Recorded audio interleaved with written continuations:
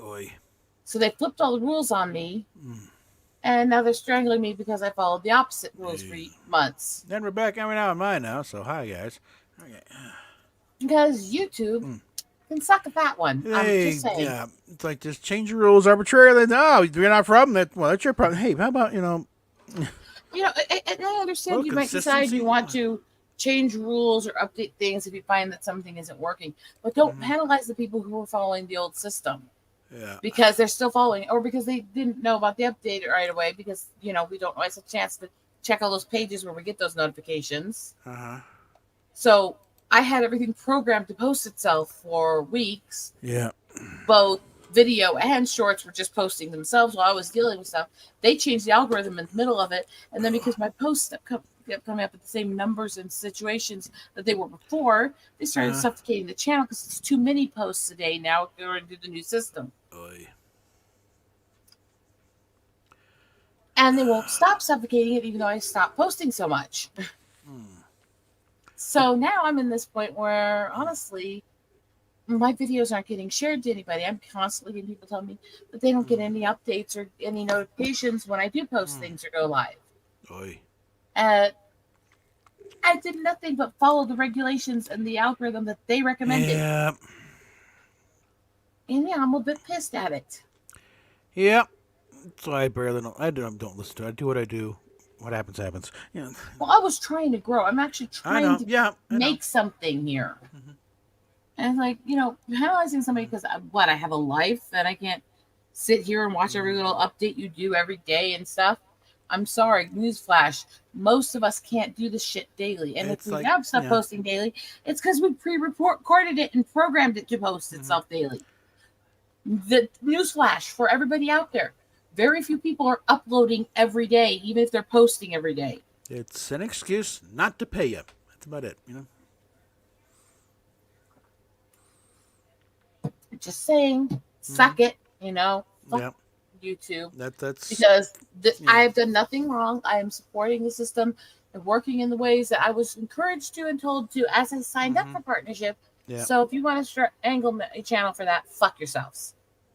Anyway, that's another Yeah. tirade. And a Mm-hmm. whole other bank of things. Um, because of the tire Mm-hmm. issues that happened and because of all Mm-hmm. the delays Yeah. and stuff, and the fact that I'm still sick on meds, it's been a really Uh, rough couple days. yeah.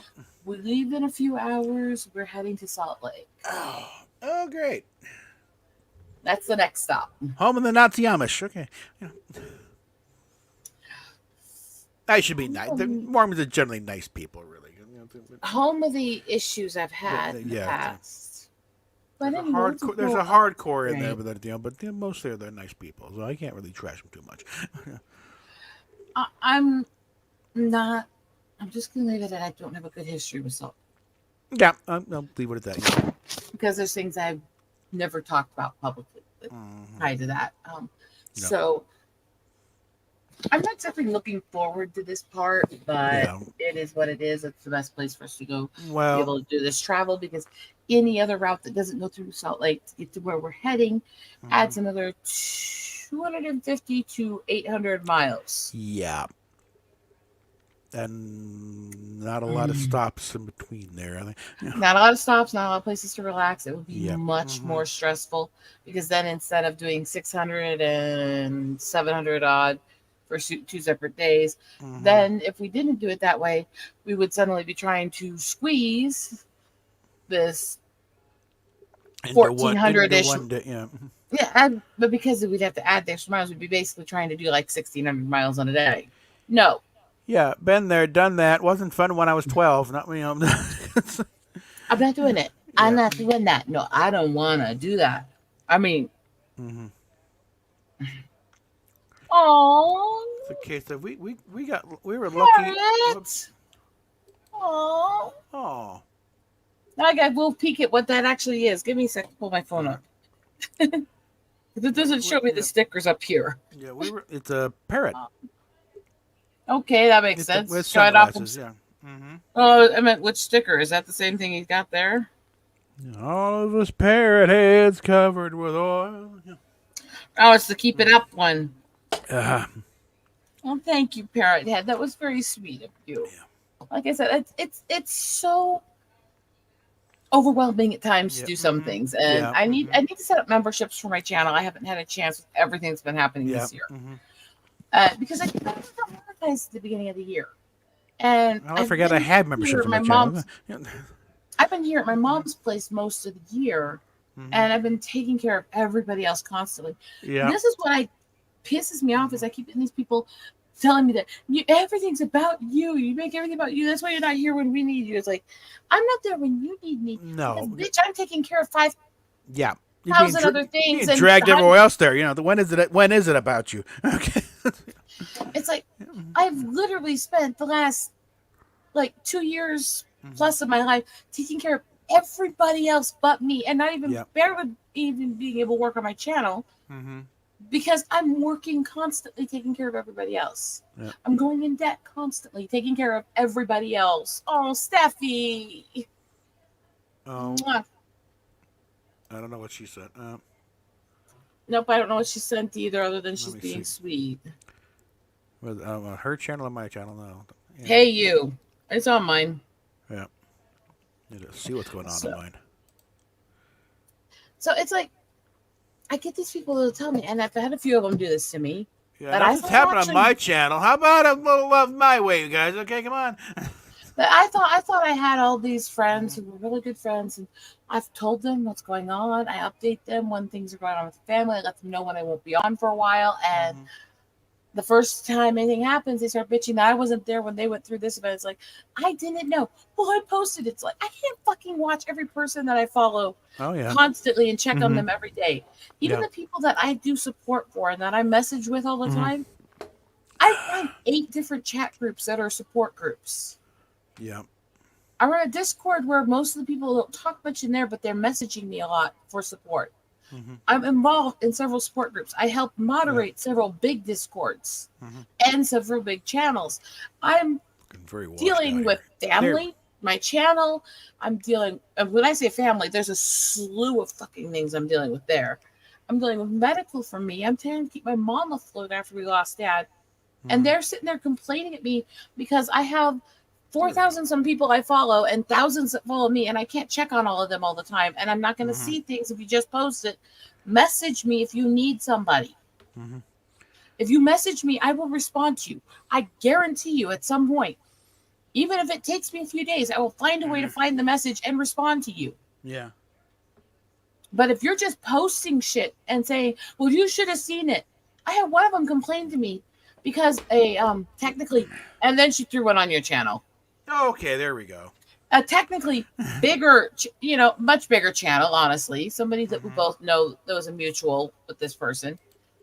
Noticed his depressed post meant that I was just not trying. It's like, well, that person has a big following, but he only actually follows a couple hundred people, including the two of us. Yeah. And you're saying, well, he knows to post. It's like, great. I follow over 4,000 people. I run promotions for a bunch of people. I can't guarantee I'm going to see anything. Because once you get past a few hundred people you follow, the algorithms in these places get screwed as hell, and you don't get good notifications anymore. And your feeds look like shit, and you can almost never find shit. Yeah.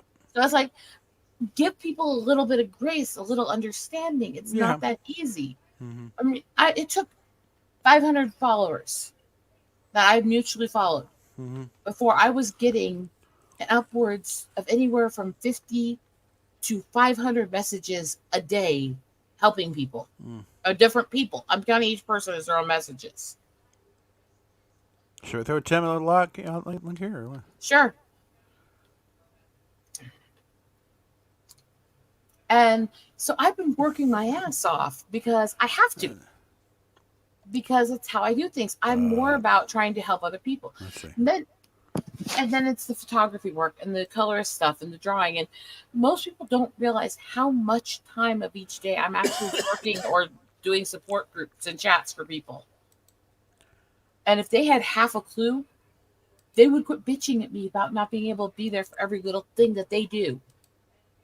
I get bitched at. Well, you haven't been around the channel in a few months. It's like, because I have a fucking life. I can't always be there. A slightly chaotic one too. It's like, for fuck's sakes, what do you want? The little disabled woman to be able to do everything and be Supergirl?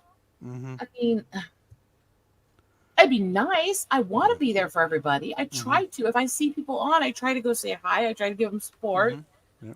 But I can't sit here all day and do this shit.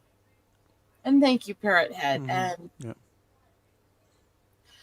I spent a year and a half to find a way to replace that damn computer and laptop. And the Mm-hmm. laptop's having issues now. Great. You know, it's new. Mm-hmm. So, and not with anything else other than the camera's acting glitchy. Check your DMs, Tim. Okay, come on. I think chilling. So I haven't even had a chance to start working on the book again yet because we still have to finish fixing and installing everything on the new computer. When you're trying to transfer years of programs of art and other stuff from one computer to another and program in all these things for all this serious work you're doing, it takes a long time to really get a computer functional at that level. I can't do it. I'm not good at that stuff. So my husband has to do it around his schedule. And this little jobber right here is a lot. 2 terabyte backup drive. Everything's on this thing. I have 6 of those. Okay. Between 2 to 5 terabytes, and most of them are full of stuff. Yeah, this one's getting pretty full. I have same one I that's had over music. there. God help me if it go. This one went down for a while. Somehow it magically came back on. Oh, great. I have one that's music. I have one that's full of videos and stuff and work I've been doing. And a lot of that will start getting posted over time. I am starting to try to design some videos where I'll actually do intonations and spoken word and stuff to a lot of my poetry and my art. Yeah. But that takes a lot more editing, and that's a lot harder to do than just posting a quick animal clip. So it's not that simple as just, I can post it in a few minutes. No, that takes a lot of editing. That takes readings. It takes a lot of work. And I think most people don't realize how hard it is actually to run these channels. Yeah. Especially if you're trying to make a go at it. I mean, I can throw together a live stream in 2 seconds, but that's not much. I mean, the more produced stuff takes a little bit of effort, even my stuff, and I'm doing pretty simple shit. Yep. And I've also been professionally trained to do this shit too, and it still takes a little while. Okay. What kind of radio did you do again? Well, radio, just but the standard rock and roll disc jockey stuff. But there's some video editing, and then stuff. Editing's editing, really, when you break right down. But I'm trying to imagine you doing the rock and roll DJ voice.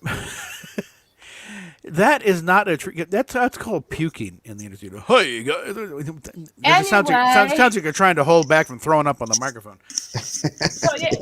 It's not encouraged. No.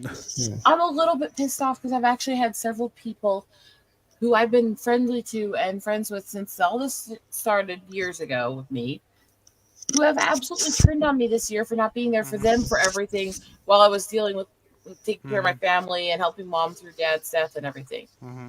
I had some of these people who swore up and down how much they loved me, and they actually unfollowed me when I told them I was going to take time off because my dad just died. Oh, God. Jeez. I mean, one of them is a very well-known channel, and he touts himself as this kind-hearted Christian. Oh, gee. I can think of 3 off the bat.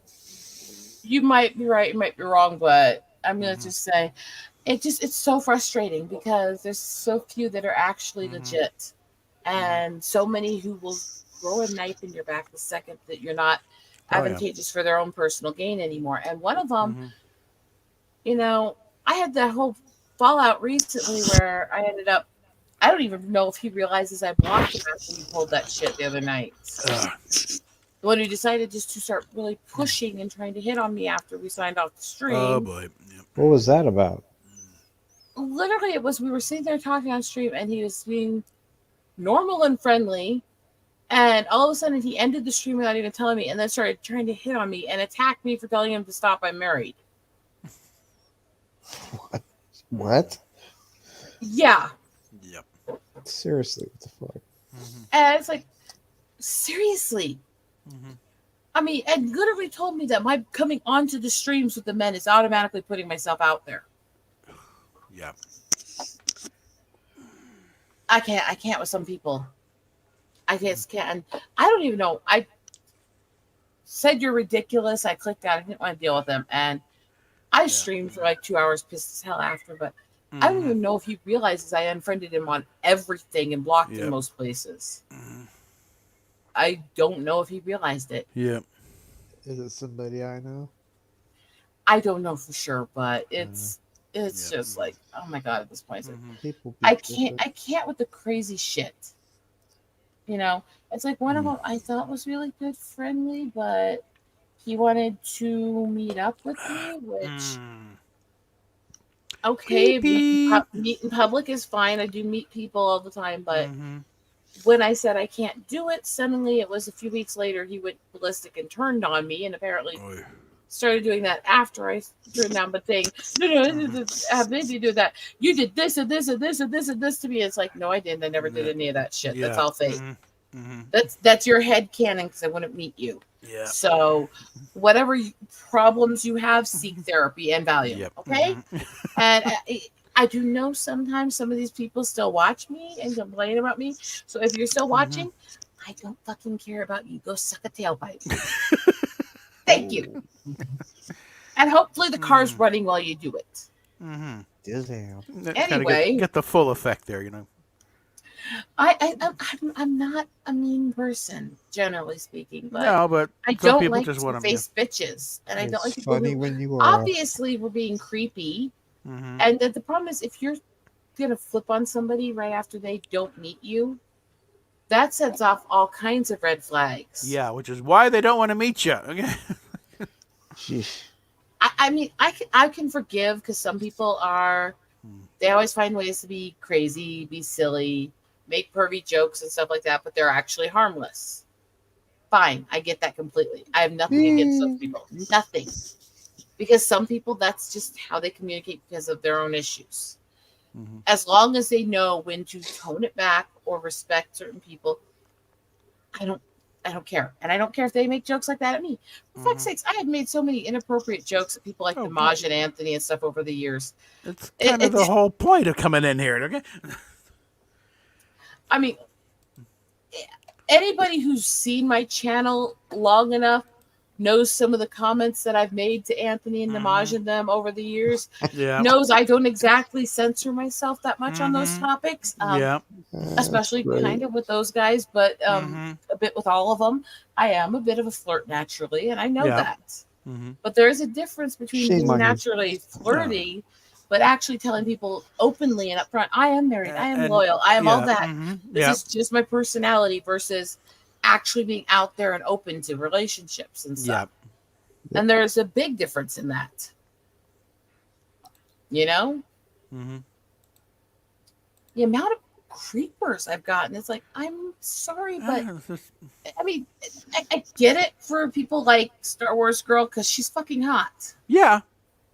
It depends what she's wearing. Oh, I've met her in person. She's hot. Yeah, just in honestly, a t-shirt. She looks better in person. She's fucking hot. Yeah. Really? I'll just say that, okay? I get it with people like her. Because, damn, as a straight girl, I can say damn, you know? I get that. I don't get I get all these guys doing creepy stuff towards me. Yeah. And yes, hubby is a very good man. He is absolutely loyal. And honestly, none of these guys that are creepy and acting pervy towards me could handle half of the shit I go through and half of my mental and physical issues. So they don't want to go down this road. No. No. So it's like, show a little respect, show a little class, show a little decorum. Yeah. And don't be creepy. Have a little bit of self-restraint. Yeah. Unlike some of these people, oh my God. Some of the reasons why I have a locked DM box and some of the reasons why I had to figure out how to lock my messages on Discord too, because some of the messages I got, holy shit. I got messages from guys trying to tell me that they were masturbating to me on streams. I still say you can make them all go away. Okay, these guys have a very low threshold, okay? One of them was trying to convince me to give him my husband's information so he could get permission from him to have a three-way. What? I call that a no. Actually, there was a lot more words in between no and me blocking him that I won't repeat Yeah. on air. Mhm. But yeah. And I'm sitting there going, are you fucking kidding me? Yeah. Mhm. It's like, look, God. I'm turning 40. I'm not a skinny girl. Mhm. I'm covered in scars. Set your sights higher if you want to be simpy, okay? Mhm. That's all I'm going to say. Yeah. Set your sights a little higher, please. Oh, and if you're really desperate to do that for me, at least fucking send me money first. Yeah. I've got super chats open. I've got a At PayPal. very that I share least, with you know, we're people. not At gonna do this least for fucking free, give me assholes. Come on. At least fucking give me some money for the stress you put me through. Thank you. I mean, You should have said, yeah, just after my transition. Oh. Make some medial. I'm not going into that on my channel because it's a quick way to get channels flagged. Oh God. No, in the But yeah. DM. In the DMs. You should have said Oh that. God. As soon as I get my dick snipped off. Yep. No, because I bet you 10 to 1 that would become a rumor about me everywhere. Yeah. Oh, yeah. We're talking about my stalkers. These are the people who ran public polls on my sex life and tried to convince people that Anthony and my husband were having a wife share on me. I mean, my stalkers are nothing if not creative psychos. Yeah. Mm-hmm. I mean, Oh, boy. I still say Anthony's response was classic, and that's why I can still be friends with him. Because he looked at him and went, "She's halfway across the country, man. I'm flattered you think my dick is that long." And I'm sitting there going, That's a new one. because he didn't try to get defensive. He didn't try to do the ew, yuck, I'm not interested. He didn't do anything that would insult me or belittle me. He just illustrated how stupid the whole idea is. And by the way, he better not cancel open mic again, okay?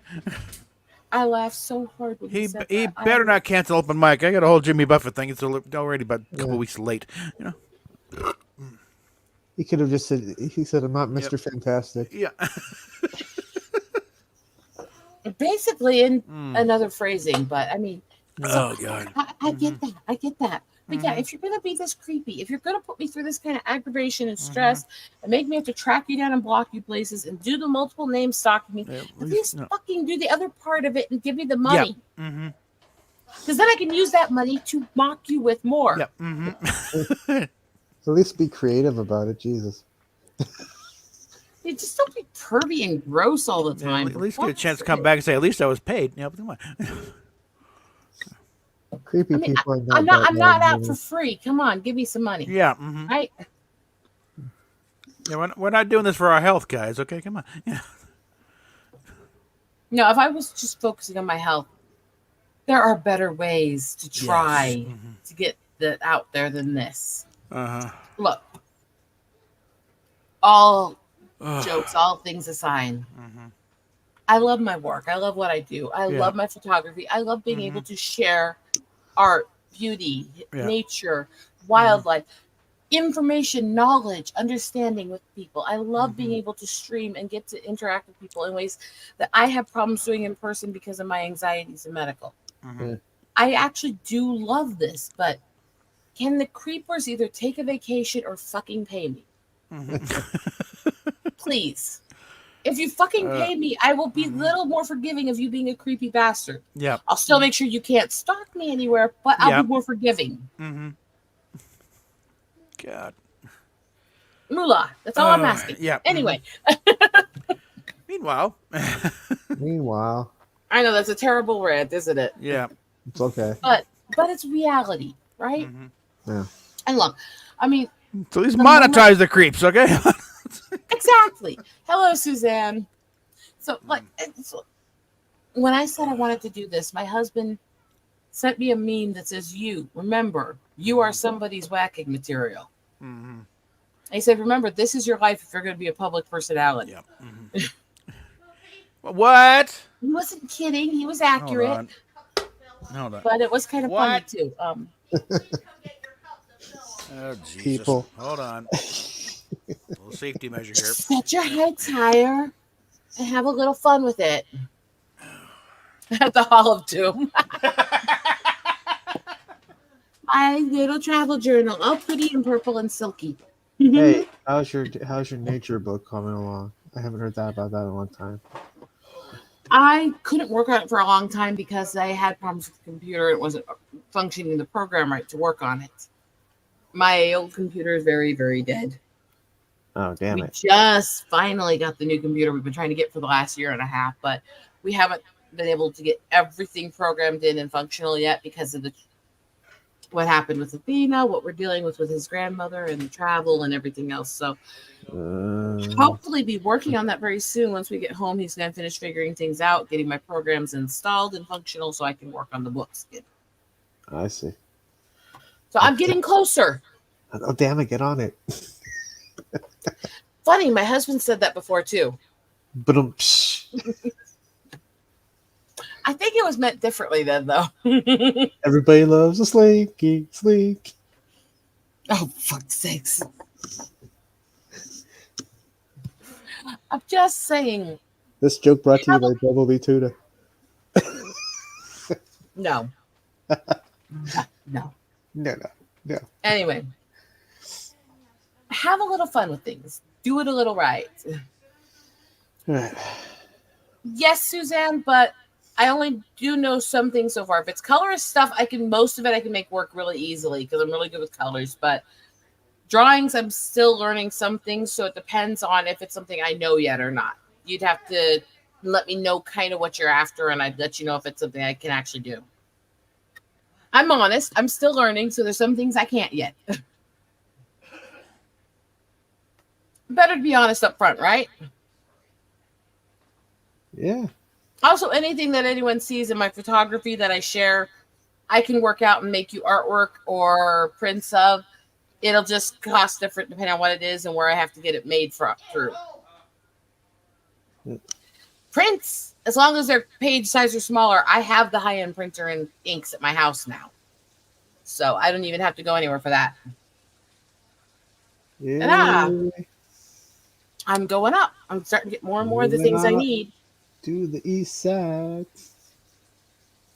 Considering the fact that this year I decided I want to go back to a lot of the classics, and I've actually been, while I work, marathoning through All in the Family and Jeffersons from Freebie. Oh, gee. Okay. You just popped seriously that, and it just went right through my head with it. Yeah. I didn't even know you were watching the Jeffersons. Yeah. Yeah, just if you have the Twitter, why do I always fucking forget to put this banner up? I made the banner so I can actually try to promote things, and then I never remember to put it up. There you go.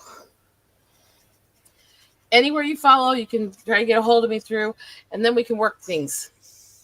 That's Redbubble, Twitch, Twitter, YouTube, all lined there. Yep. So get it. Get it.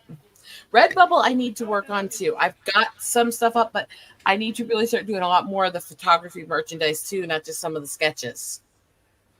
I turned off the camera, but I'm not mute the mic so they can hear everything's going on here. So watch yourself. All right.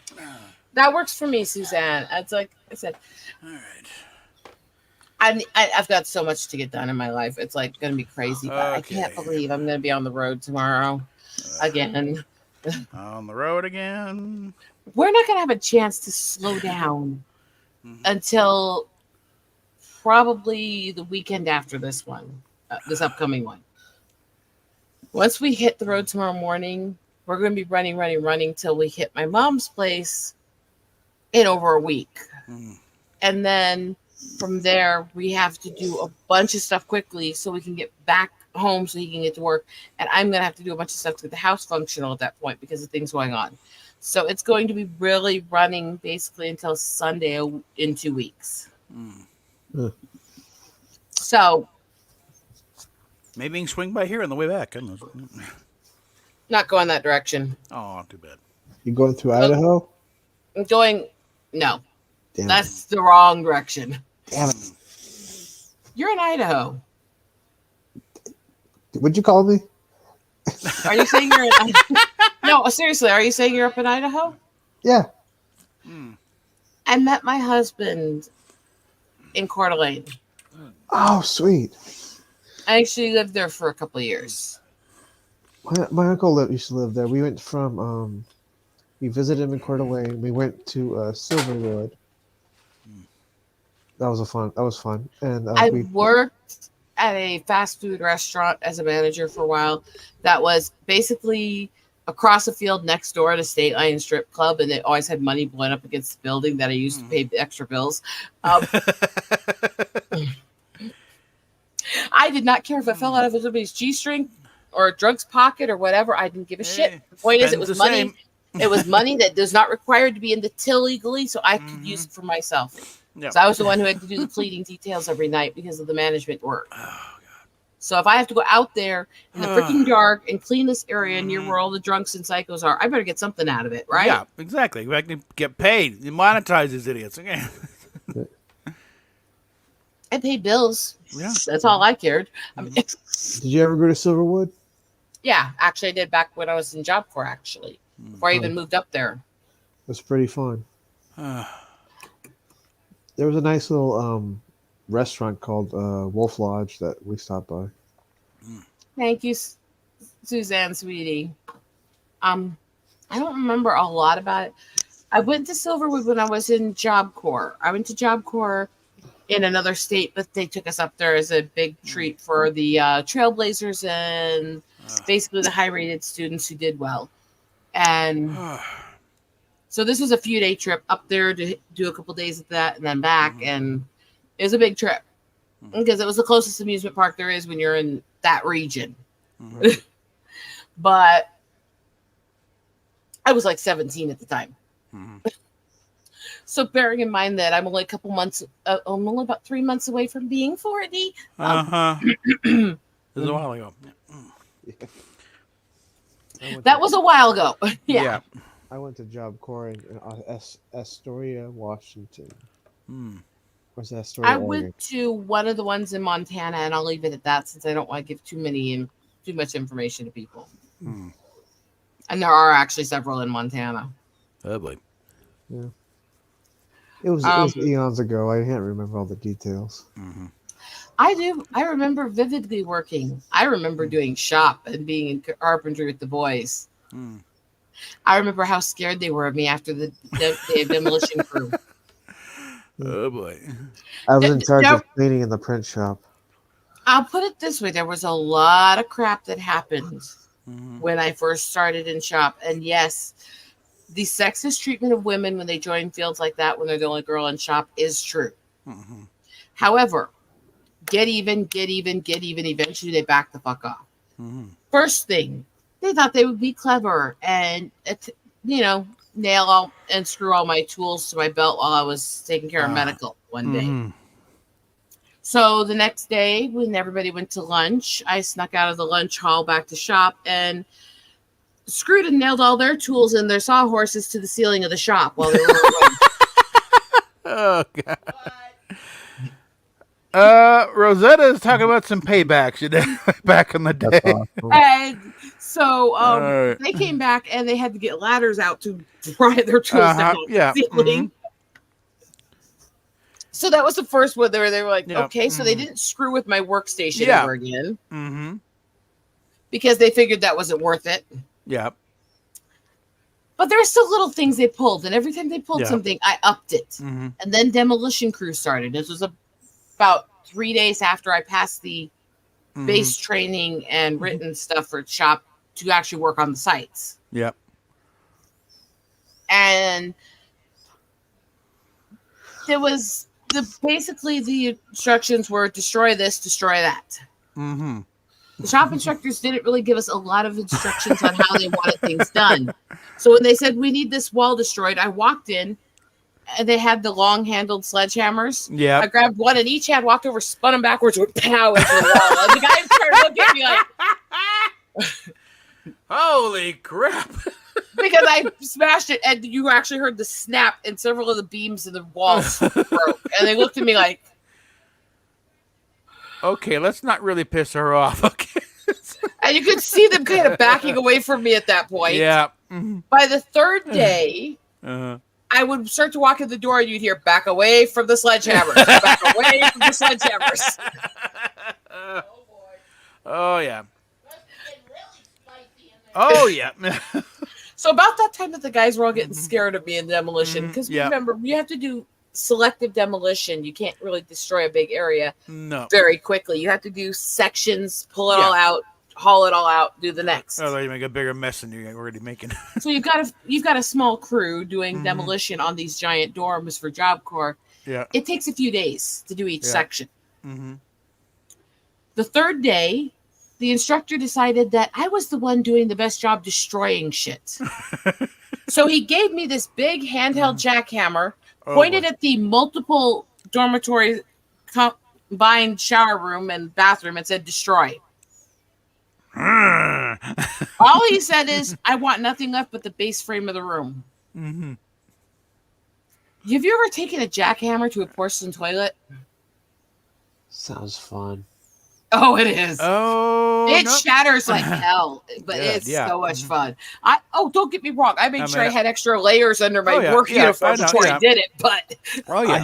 I had to help demo a I mean, house. I have used a jackhammer, but not on the toilet. No. it is an experience. I'm telling you, Oh, it is a wonderful experience. It shatters beautifully.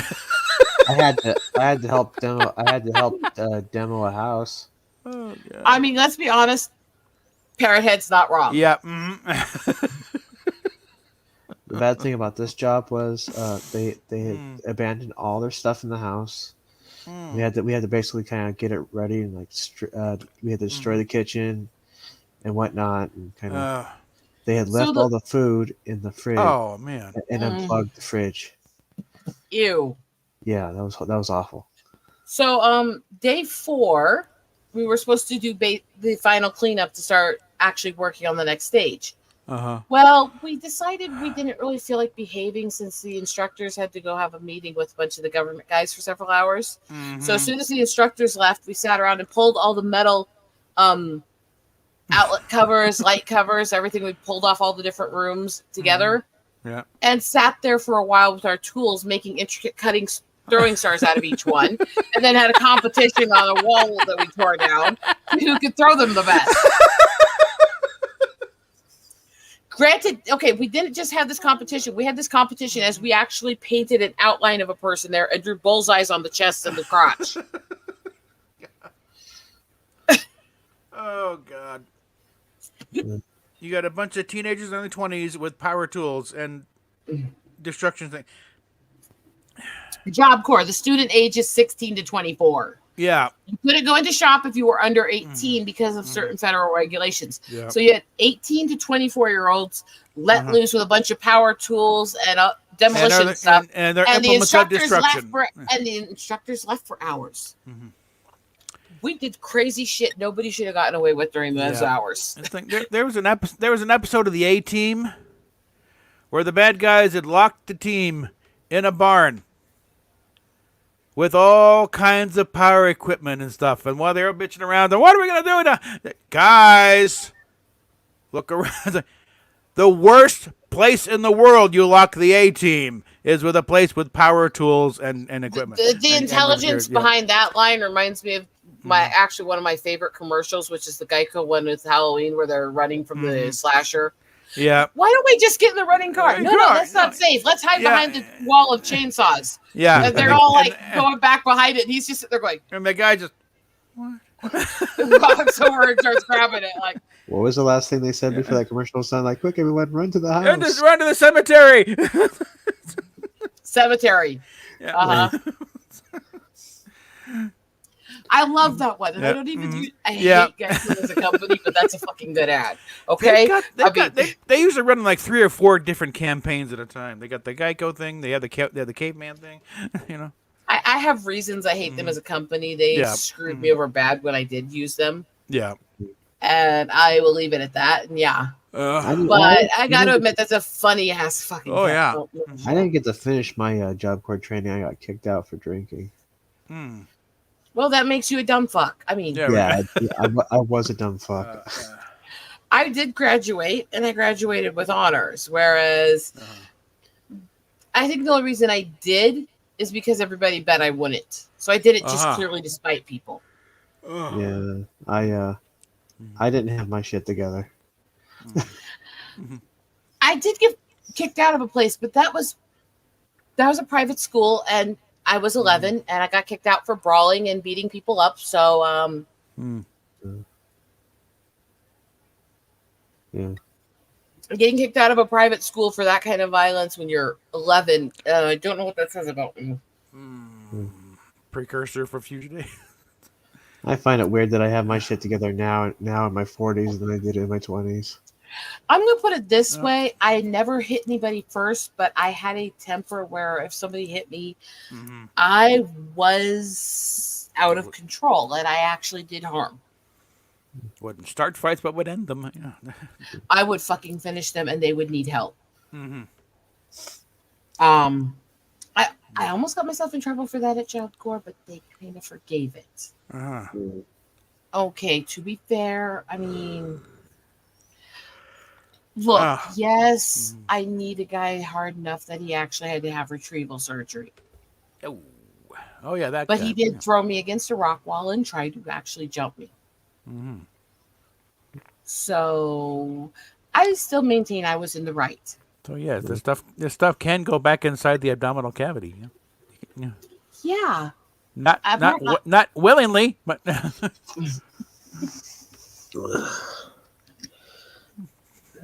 if you try to force somebody into something like that, you deserve every bit of pain they can give you, no matter how bad it is.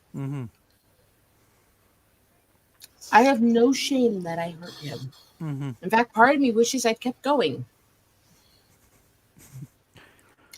So, I guess kind that's of a reassignment thing there. Yeah. Go far enough that they can't retrieve it. Okay. You sure this is the guy? Yeah. Oh, what do you mean? Okay. CAT scan. Well, there's a hole there. There they are. There they are. Yeah. Okay. This is not going to be easy, guy. You want to stay awake for this? No, knock me out. I mean, instead of surgically turning it inside out, let's just kick until it does right. In Minecraft, YouTube. In Minecraft. Yeah. It's just, look, I absolutely believe self-defense, all bets are out. Oh, yeah. It's a street fight at that point. Yeah. And look, it's one thing. Okay. Yes, I was the only girl in a group full of guys doing wrestling. Basically, every guy at some point in that wrestling team tried to cop a feel while we were wrestling. I'm not talking about they bumped into them or brushed them while they were grabbing. I'm talking about tried to cop a feel on one end or the other. I kind of expected that when I went into wrestling, as bad as it was. I was ready to deal with that. It doesn't mean it's not a sexual assault because I still wasn't willing, but I was preparing myself for that situation. Having one of them wait for everybody else to leave and try to throw me against a rock wall and jump me is a whole different ballgame. So, no, I wasn't patient. I had no patience.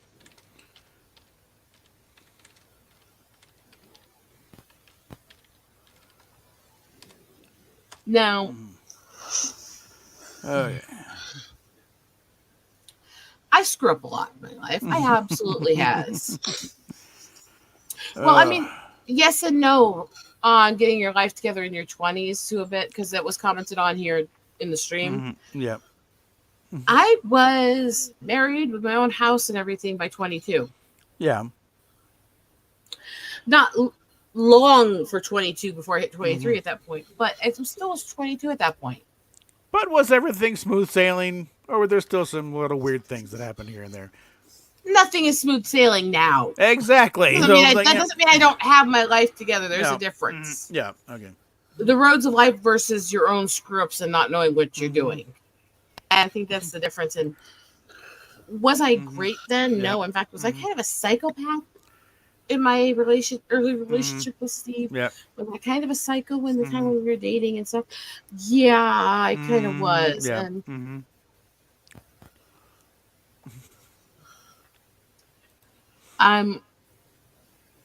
I didn't know a lot of things I was doing then. Yes, welcome to group therapy. Hey, Yeah, Dark yeah. Knight. Hey, Dark Knight. Ah, Right, yeah. we're all sharing our stories here. So, you Oh, great! Dark Knight thinks he's Sam Beckett.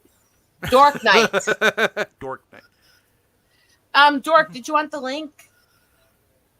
Because I haven't gotten to talk to you in fucks ever. Na, na, na, na, na, na.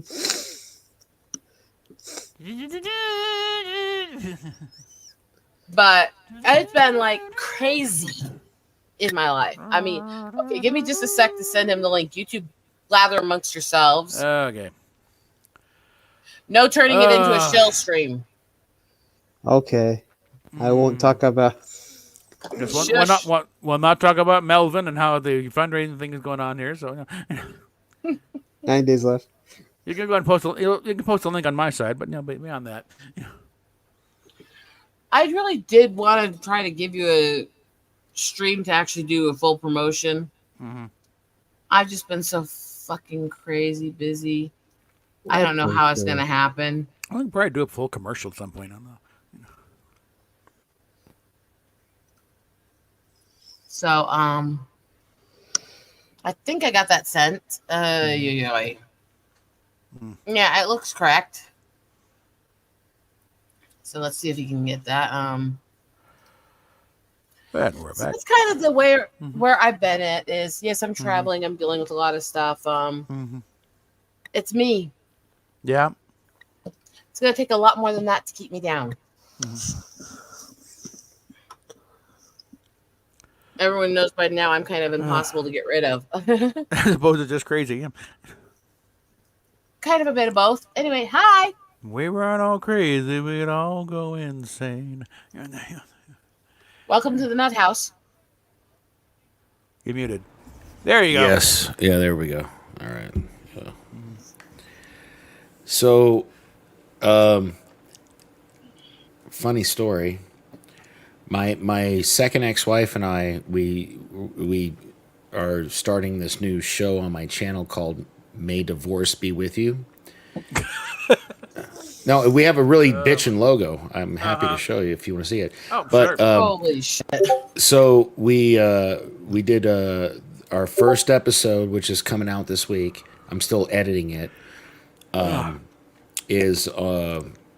We're reviewing The Witches of Eastwick Okay. with Jack Nicholson. So That's funny because that name I've actually heard people describe their ex-wives as. Jack Nicholson. Jack Nicholson. Sorry. No, the Witches of Eastwick. yeah, so well, so she's a school teacher, and she was like in casual conversation telling one of her coworkers, "Hey, you know, my ex-husband and I are gonna we're doing this blah blah blah," and they were like, "Oh, are you doing the original or the remake?" And we were like, remake. Right? I didn't know that. I didn't know So that. we did a bunch of research. ABC in 2009 had a television show called Eastwick. Oh, which okay, I remember that was- now. Never saw it. Which, so I ended up binging it, and yeah, so all 5 episodes or whatever. no, there were 13 They episodes. made 13. It- Okay, yeah. Yeah, it got canceled mid season. Yeah. So, yeah, but I hate to admit it, I actually liked the series better than the movie, but it was because you could stretch the taffy longer. You know what I Yeah, mean? you can, yeah. do more with a series than a movie. And it's funny because the pilot episode paid a lot of homage to the movie, but there's no payoff. Like Daryl Van Horn does not I watched all 13 episodes. Yeah. He didn't fuck any of them chicks, but in the movie he fucked them all. You know what I mean? So it was like, Well, yeah. the thing with the TV series, you got to keep delaying gratification to get them come back next week. Yeah. What? Right in the movie, didn't he get them all pregnant? I think Yes, he so, did. Yeah. They Yep. all had kids. They Yeah. had, and Yeah. they could only see Daddy through the TV. You know, Yep. That's how it ended. And then Michelle Pfeiffer. turns it off. Yep. So how have you been other than that? Yeah. We don't want to talk about my life. It's been shit. Wasn't War of the Really Roses shit. kind of a sequel to that? Dork, do you know why I haven't been Don't think around so. for basically the last year since I met you? No, why? Well, it kind of started with losing my dad and taking care of my mom most of the last year and a half, and losing my pet. The fact that we're going to LA because my husband's grandmother is dying right now. I lost my At least- uncle, and I mean, at least you have someone in the trenches with you. You've got a life partner. Yeah. You've got a husband. Like I like. There's a lot of people. I don't want to make this about me, so I'm just going to be generic. There's a lot of people out there who go through all of that and don't have a life partner. Yeah. You know what I mean? So just think about that. Like that. Like, no, I'm grateful for him every day. Like I've said earlier here, my life has a lot of roads and a lot of medical issues that almost nobody does. And you could write the most twisted medical journal in the world on my life. But I have also had some insane highs too, and I wouldn't trade those Yeah. even if I could get the medical back. But I am also not blind to the fact that I don't have a good outcome with my issues, and well, it's scary. I'm not privy to what all those are, but on a more positive note, not to make it all about me, but in 2 days, Well, you're here. Why not? in 2 days, my birthday is in 2 days. How old are you gonna be? 44. So And you got about 4 years over me. I'll be 40 at the end of the year. You're an infant. And You're an infant. thank you. I don't feel like one. But on Robert, the you're just really 25th, old. Yeah. I think Monday the 25th, I'm flying out to Oklahoma. I'll be there from the 25th to the 29th. I'm sorry. No, don't apologize. I'm Apologize less to him than the one that has to be in LA in a few days. Yeah. Well, no, I live in Las Vegas, so Yeah. like anywhere other than here is okay. good. I will be in Vegas for a day of it too, actually. So I guess if you want to ever have a chance to meet me, probably in a few days would be your shot. Yeah. Well, I tell you what, I don't know how your husband swings, but if you want to watch me and him get it on, that's fine. No. I have the same threat to any guy that would try to come onto him as I have for any girl that would come onto him. I would break their chicken legs and shove them up their private. Nobody touches my man. Well, hey, then you know what? In that case, I'll be your cameraman. There you go. It's like, look, I'm not a fan of cities, and I'm not a fan of a lot of this stuff. And trust me, if it wasn't for family, there's no way in fuck they could get me to do this. Yeah. In fact, the only other time I've ever actually been out to that area was also for her 50th wedding anniversary. And luckily, I have several good friends that I've been online with for a long time that I've done a lot of stuff with, that some of whom I've met in person before that I'm going to actually get to meet up with. So, So you know what's crazy? Since I started this whole YouTube thing a couple, 2-3 years ago, I have people who I consider like really close friends. I've literally not met in real life. You know what I mean? Like, isn't that crazy? I would say yes, except for the fact that my best friend is in England and I've never gotten to see him in person. Yeah. Well, there you go. Yeah. But the thing is, yes, we did meet online through here, but we talk constantly every day. Yep. I talk to his brother. I talk to his mother. I'm involved in See- things. We send each other gifts. We support each other. See, no, he knows I- my husband. He talks to him. He knows See, my mother. I totally You know? get that. So I have I do this show with do you guys know Salty Trekker? Yes. I know Yeah, I him think a little you know bit. what, His name's I'm not doxing him. He's Michael Crawford. Yeah. I know. So He says it's, so yeah. so Salty Trekker and I do a show with a dude named Jason, who goes by That Geeky Canuck because he's in Canada. Okay. So I'm in Vegas, Michael's in Tennessee, Jason's in Canada, over by the eastern side of Canada, the French speaking side. Yeah. And So is one of my best friends. Actually, he lives over near Toronto. So Yeah. Yeah. So, and these guys and I, like, No, we're about to We- adopt this one here. So yeah, so every like Wednesday, Thursday we do like a show, but every Saturday and Sunday we do like a watch along thing, and like these guys are like my best friends, and I've never met them in person. It's crazy, you know. I mean- yeah. Robert, April, how close would you consider my friendship with you and your wife? pretty damn close at this point. Look at that. We're about to adopt her. Okay.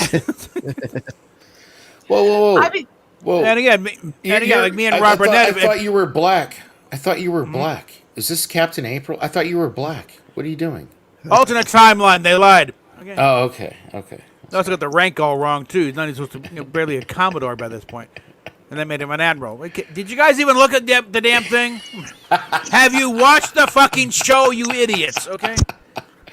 No, it's funny is Richard's okay right now, Parrot Head. He's actually doing okay. we're He's just doing really busy. we're reviewing the animated series. Yeah, 'Cause- exactly. So with Lower Deck, because Lower Decks is only 30 minutes, we need something else. So we're doing the animated series right now, Yeah.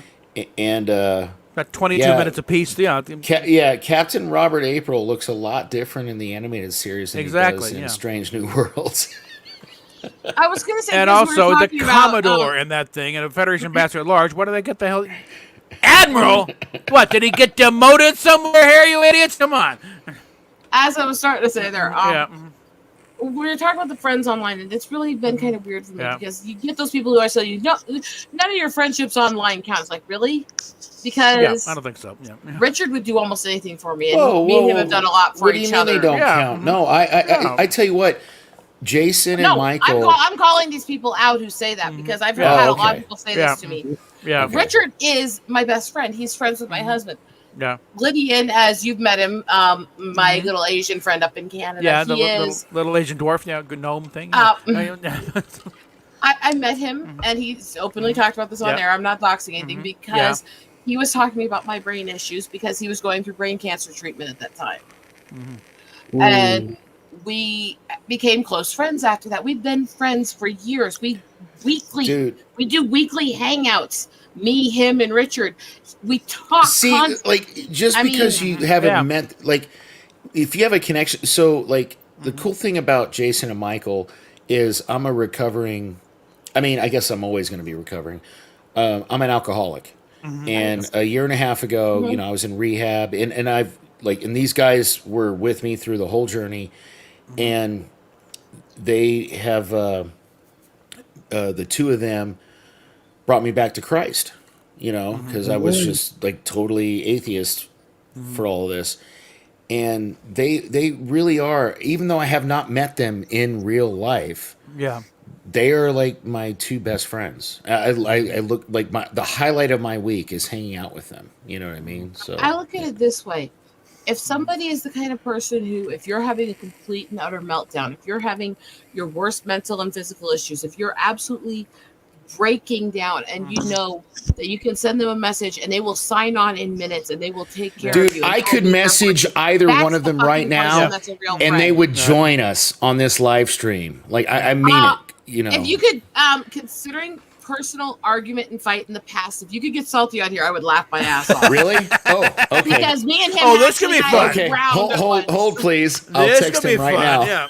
Yeah. I'll text his ass right now. I've had some interactions with him. Okay, yeah. And usually I got along with him. It Bring was it on. having a Come on. bad Right, day. yeah. I was having a bad day. It clashed hard. I'll just say it that way. Hold But up. I've never Well, talked I to him mean, much he's since, very, he's so you know, he's a very Christian man. So Yeah. I'm a Christian Yeah, woman. yeah. I'm on we the board well, of a church. like when I first I mean- met him a couple years ago, 2.5 years ago, I wasn't, and we actually hit it off badly. You know, because I was very abrasive and I cussed a This lot. was you know. this was in the middle of a lot of the Phantom Menace stuff, and he. Oh basically shit! got- Yeah. Okay. So you do know him. Yeah. Okay. All right. Yeah. All right. He basically got on my case after stream because he didn't like fandom people that I was friends with, and Yeah. Yeah. that's where I got Yeah. pissy at him. And again, it's water under the bridge. I have nothing but good wishes for him. I'm still friends with a lot of the people in his inner circle, including people like Bird and them. There's nothing malicious in this. God, Bird. We all have those. We all have those moments. Bird of Prey is a unique cat. Let me tell you, man. Oh my God. Bird of Prey is the person who makes the most inappropriate jokes at me sexually. I swear that I actually forgive. But he comes off so innocent at the same time as being pervy that I kind of forgive it. I couldn't get away with half the shit he does, so that's fine. My good personal friend Andy A actually passed away this year, but we talked every day. Yeah, I heard about that one. I knew him a little, not as much as you did, but so he was actually a really nice guy. Eagle, do you know Jason? That geeky Canuck who does nerd fights with us. I don't think I do. The only person I knew who used Canuck in their name was Rambling Canuck. Oh well, I bought his coffee mug. I actually have a coffee mug of his. I know Rambling Canuck. In fact, back when I was working on the Eagle book before I lost Dad, he was the one that actually made me a trailer I could use in trying to do promotions for the work. So you probably heard that John Dillard invited Rick Piper to his house, so that he's staying at his house. Yeah, I actually heard bits of that earlier, and I don't want to get into it, honestly, because I don't know everybody involved in it. So just to me, meh. It's a lot of comic book people getting invited to his house for a barbecue, pretty much. Yeah. Wow. You know, December will be the 5-year anniversary of you know what, I just need to find I'm gonna pull up the video. Can I share a video with you guys? Sure. That's, you know. Hopefully it won't get me in trouble. No, it totally won't, because it's my video. This video's comic. I do love when I allow people to co-stream or stream it to their audience. By the way, you can actually add this to your channel if you want. I have it set so you can. All right, so here we go. I'm going to present. Because I do that, and then I start getting notifications from YouTube. Somebody's playing your copyright. It's like, oh, no, they're streaming my stream on top of me doing it. All right, so it's not quite the same. All right, here we go. All right, this is December will be the 5-year anniversary of this. It's Channel 13 Action News. The first thing I asked her, I was like, did they steal my comics? It's like, I don't care about anything else, did they steal my comics? Well, new tonight, thousands of dollars worth of comic books stolen from a storage unit near Warm Springs and Rainbow. The owner, not only an avid collector, but a man who shares that passion through his work with an organization that delivers comic books to sick kids in hospitals everywhere. 13 Action News Carla Wade spoke with him and shows you the video that you will only see right here on 13 Action News. Carla. Yeah, Tricia, Danny Ballard works with Las Vegas-based Critical Care Comics. He maintains 3 storage units filled with thousands of comics books, 2 for Critical Care and 1 with his own personal collection. He's planning to move them this weekend, but thieves got to them first.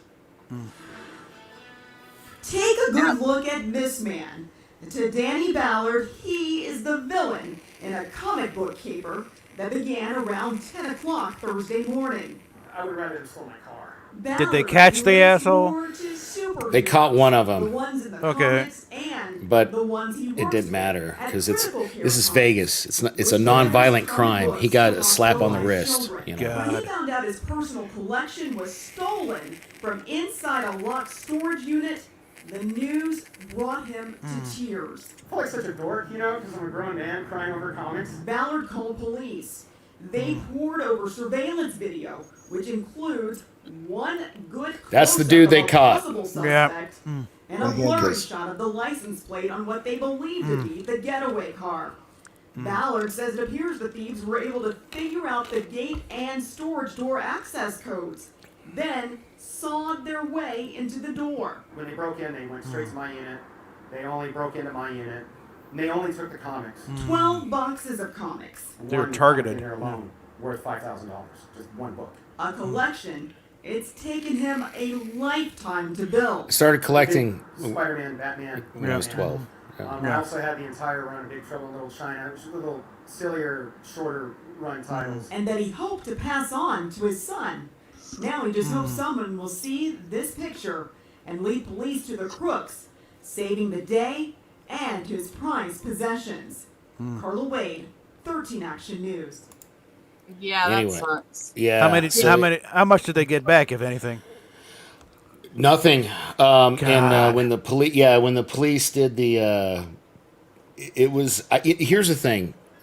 My mom bought most of. Like I was started collecting comics when I was like 12, Yeah. and I had a fuck ton of Amazing Spider-Man, a fuck ton of Fantastic Four. When I got older, I still have it on my Google Drive. I can't bring myself to delete it. Yeah. When I would go out of town, I would go to comic book shops and try to like. I was literally less than 40 books shy of having the entire run of Amazing Spider-Man.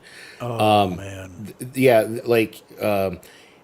I wish I'd have known how much my comics were worth. I only had $25,000 worth of insurance, and it was like That would not even. No. dude. No, it was an obscene. It was like $600,000. It was considered grand larceny because when the cops got involved and they make you, because I was one of those nerds. I had an index of all of my comics because, when I would go out, I'd try to get the ones I didn't have. But I never priced them because that's not why I was doing it. I wasn't doing it for the money, And, it was some obscene number, like $600,000. Which is why they targeted it. But, I mean, I can't imagine having that much of it because, I got comics from my brother and my mom's son when I was a kid, but I grew up, my first several years of my life really were third world conditions. We had nothing. And we were surviving. Dude, and by the time I finally got a comic collection, I worked my ass off for as a teen. Noted I went to behind Jump Captain for Kirk and my there. brother's fucking ex stole the entire collection I had and sold it. I just want to throw this out there. There was 3 months where I was homeless when I was 16 and I was sleeping in my car and I had my comic book collection in my trunk and these cocksuckers stole it. And that really pisses me off. Like I literally had it through everything. Yeah. You know what I mean? Like That's 6 long whites over there, and there's one more in the kitchen, and that I have to get in here somehow. It broke my heart when she did that. Yeah. It really did because I couldn't track her down after. Although there's times I'm glad I couldn't at that point because I'm not nice when people piss me off, and I know this about myself. So at least I think we didn't get myself established that arrested. earlier tonight. Yeah. At least I didn't get myself arrested, Yeah. But at the same time, the one thing I want the most out of this because it was something my brother got from I'll me never that forget. was really special.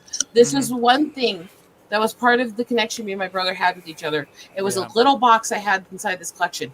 In it, it had a first edition runs of the RPG book versions of DC Universe, DC Heroes, and the hardback collection of Doomsday Saga: The Death of Superman. I was livid. Do you know how much those fucking books are worth and how hard they are to get? Yeah. I don't even. I think I still have the individual issues of that run. I had the limited edition hard book Yeah. of the those are entire not- yeah. Doomsday Saga. This was a fat fucking novel they made out of all of them. Yeah. Yeah. It's really sad. I used to go to the comic book shop every Wednesday. And one of my best friends on earth, I haven't seen in years, owns Cosmic Comics here in Vegas.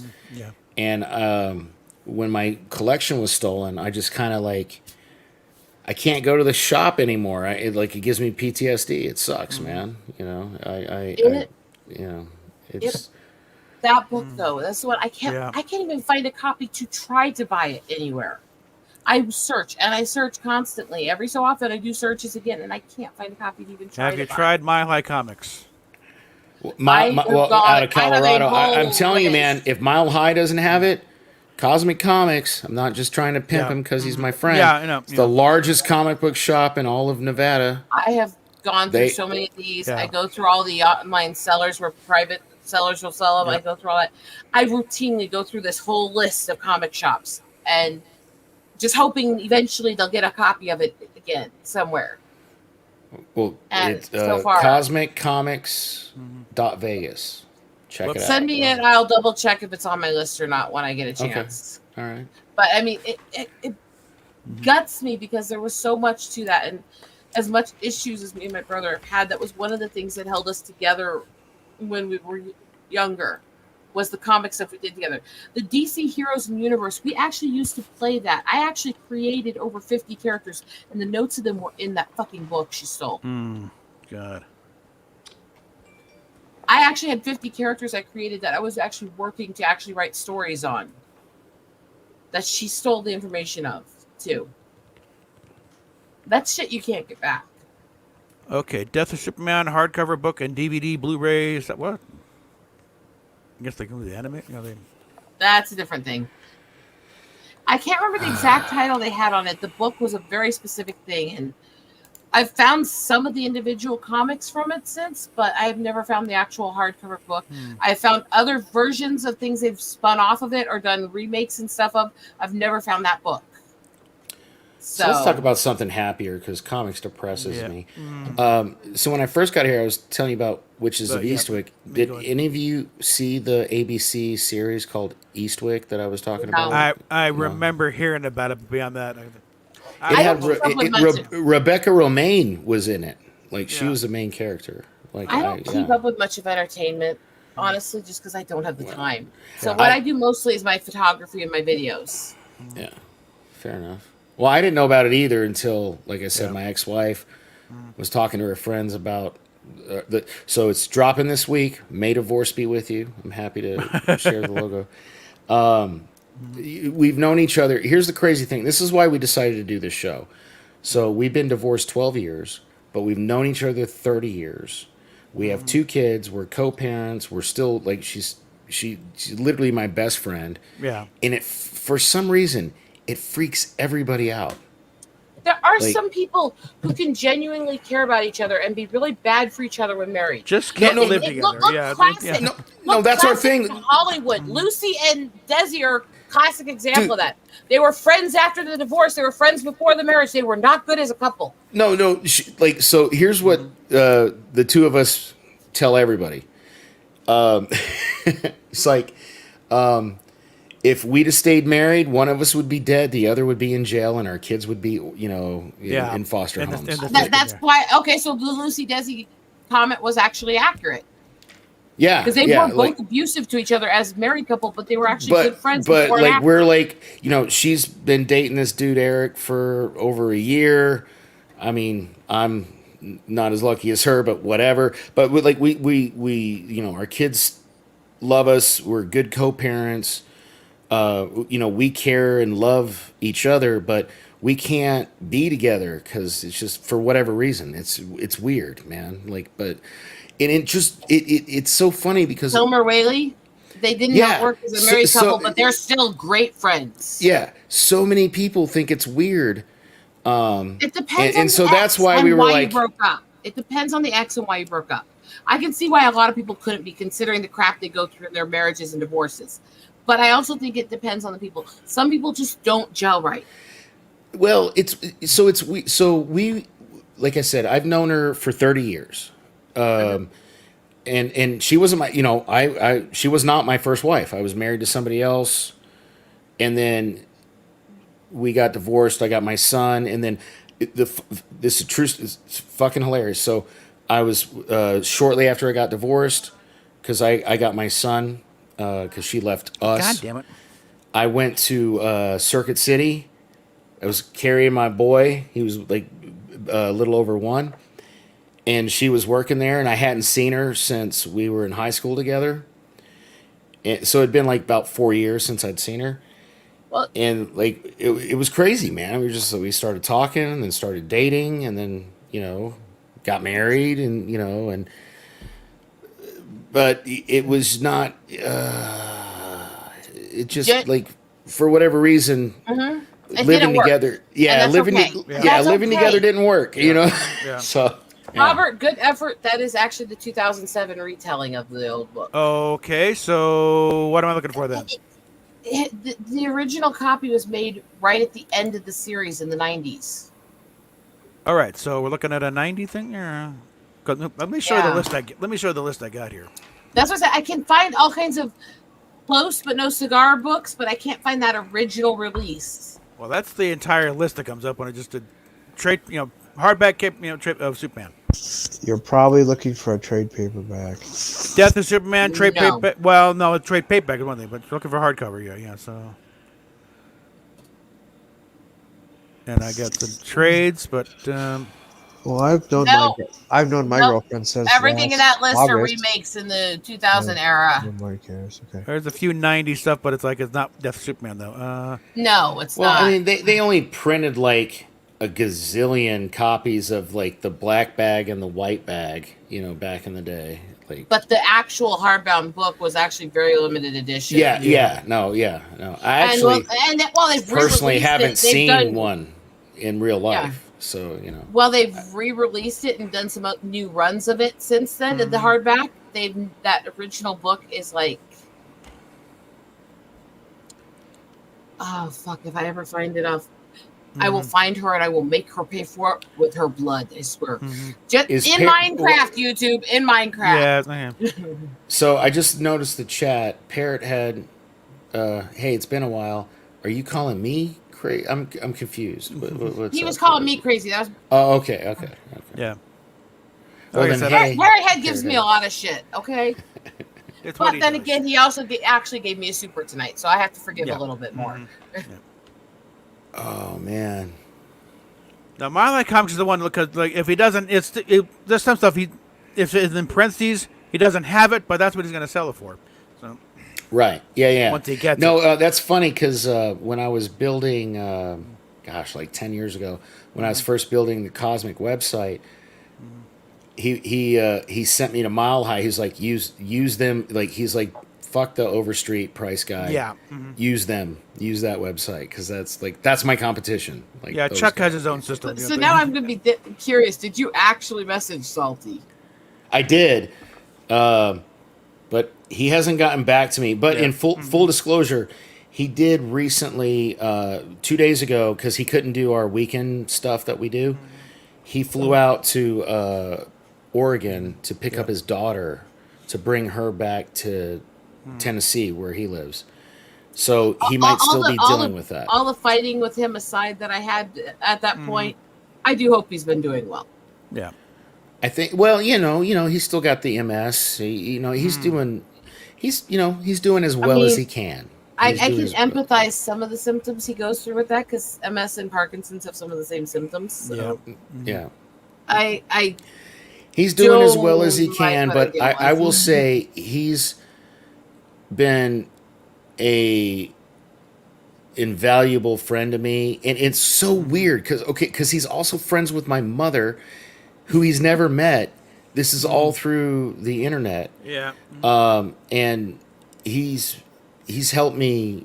Yeah. Like I love the guy. Like I love him so much. He's a really is it good person. weird to you going into the medical a little because you mentioned his and stuff. I can handle all the horrible stuff that I deal with. I can handle the severe PCOS and the ruptured cysts. I can handle the muscular dystrophy issues. I can handle all that stuff. What scares the hell out of me is the late stages of Parkinson's. It's actually forgetting people. Yeah. Well, he yeah, It's not I the get, pain that scares me. It's Not the- losing my memories and my connections to the yeah, Starts no, turning to I get Alzheimer's that. He afterwards. hasn't mentioned anything like that, so that's probably different. But I That's a totally, Parkinson's thing. 'cause yeah, it I totally runs get. it late stages, same as Alzheimer's kind of shit. Yeah. It destroys Yeah. your brain. Yeah. And Starts getting to the higher brain Yeah, functions. that and- would like. Oh, man. that's what scares me the most. It's like my first memory is waking in the hospital after a massive seizure almost put me in a coma. So my first memory is literally waking up in extreme pain on a metal table with my brain actually on fire at that point. It was actually burning from the neurons burning it. Yeah. So that's my yeah. first memory. I'm used to Kinda- pain. Pain kinda doesn't overloaded, scare me. But Mm-hmm. forgetting things, Yeah. I am forgetting my art, forgetting those I love, not being able Mm-hmm. Yeah. to remember my husband. That stuff scares the hell out of me. Yeah, no, like yeah, no, Yeah. 100%. Yeah. I tell people pain doesn't bother me, and they look at me like, well, What do you do for pain? It's like, well, I'm either allergic or immune to all painkillers. Not trying to be an asshole or cliche, but Suck it up and it's deal with it, true. yeah. Well, no, pain is temporary. It's Yeah. true, and that's true. Like Yeah. I've been through a lot of shit. I've been through a lot of pain. I think levels of pain are temporary, but I've never actually felt a moment without pain in my life. So I kind of get that. I'm about to have my hip replaced. October 19th is my surgery. I've had my left hip replaced in 2018. About to get my right hip replaced. Had a heart attack in 2016. I've had my fair share of Pain. So you get what I'm Yeah. saying there. Yeah. Yeah. But because of the damage that did and the neuron damage and stuff, I've had muscle and nerve pain constantly since I have memories. Dude, so So here's I'm used to it. here's something I'm going through now. I'm having terrible so I have to do the hip first. Early 2024, I'm getting my neck surgery, but because my neck is so jacked up, I'm having this terrible it's called neuropathy. It's through my right arm. Yeah. And dude, it fucking hurts. Like imagine like I don't know if you guys are familiar with neuropathy, but like say like you know how yeah. like if you sit on the toilet too long and your leg falls asleep or whatever. Yeah. So take that, but then like multiply that by like 100. Like it's not just a sleep. It's like it's not just pins and needles. It's like fire ants or like it's Yeah, just what you're terrible. describing is something that's a very common side effect I go through from both the seizure damage and the seizures I went through, but also the muscular dystrophy causes that kind of reaction. I'll have days I wake up and it literally feels like from the heels of my feet all the way up into my hips is literally on fire, ripping itself Dude, apart. yes, on fire. I so for whatever reason, like what I'll do is like when it gets really bad, I'll smack this part of my hand right here, like I'll do that, and it's weird.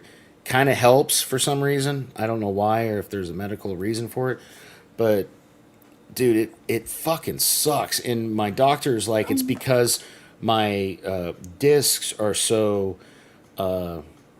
what's the word? Compressed or No, they're like engorged. That's not the right word, but they're so like They're a form of swollen. They're Yeah. oversized. All right. they're so Yeah. big they're impinging on the nerves. Yeah. And that's what's causing this problem. Inflamed you is the know. word?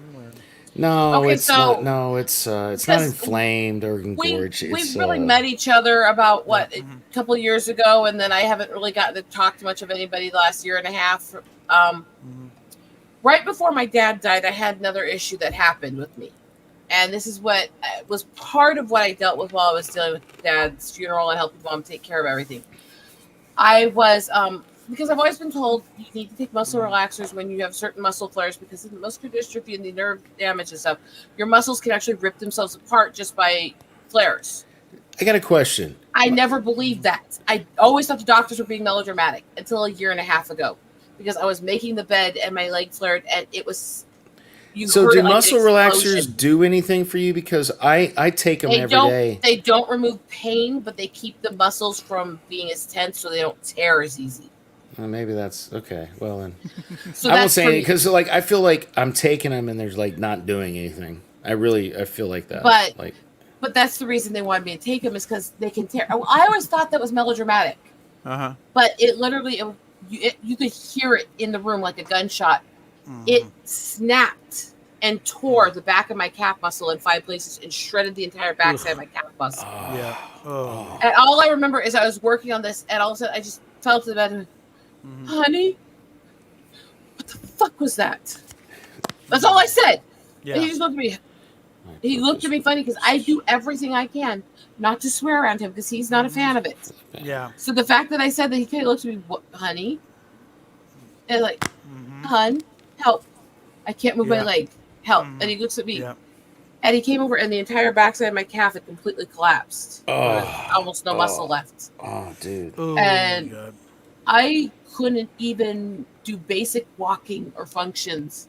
It literally still felt like it was tearing open for like 2 months because there was so Wow. much pain because of how bad the muscles tore. It didn't even start to ease the pain enough for the muscles to try to start knitting for 2 months. I think that's what they were afraid was going to happen to my elbow, and when I was, had to have this done, weird thing. It scared the hell out of me.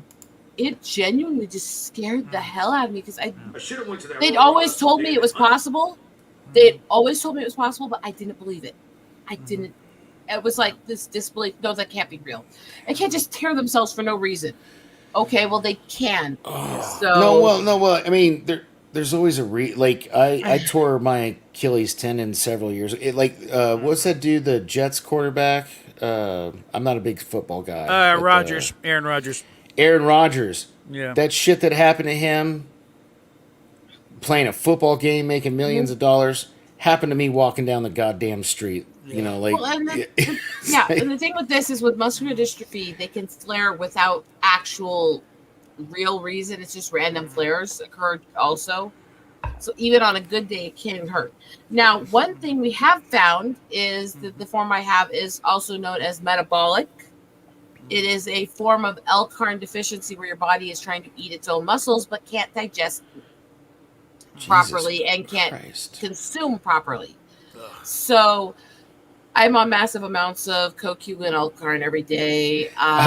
For half a second, I thought she said she was on massive amounts of cocaine. I've actually never done a recreational drug in my life. Oh well, I opposite. Hey, but frustrated amateur superhero Melvin number 3 on Fun My Comic and Albino Warrior. I love you guys. Thank you for having me on. I actually have to go. That's fine. I don't know when I'll be on streaming again because I am traveling. I have to leave in a few hours and we're going all over. But if you want to message me and try to actually meet up just in somewhere public just to actually meet somebody you stream and talk with, that is possible because I'm around their area. Yeah, I think we have each other on Twitter, right? Yeah, that's where I sent you the link, remember? Yeah. So, I'll hit you up, but I'm going to get going. You guys have a good night. You too. All right. Have fun there. I find the neurological stuff very odd to deal with, honestly, because there's no rhyme or reason. Now, with the Parkinson's, the tics and spasms, I can't take the meds that they use to control it usually because they'll react to the liver damage I have from those seizure meds.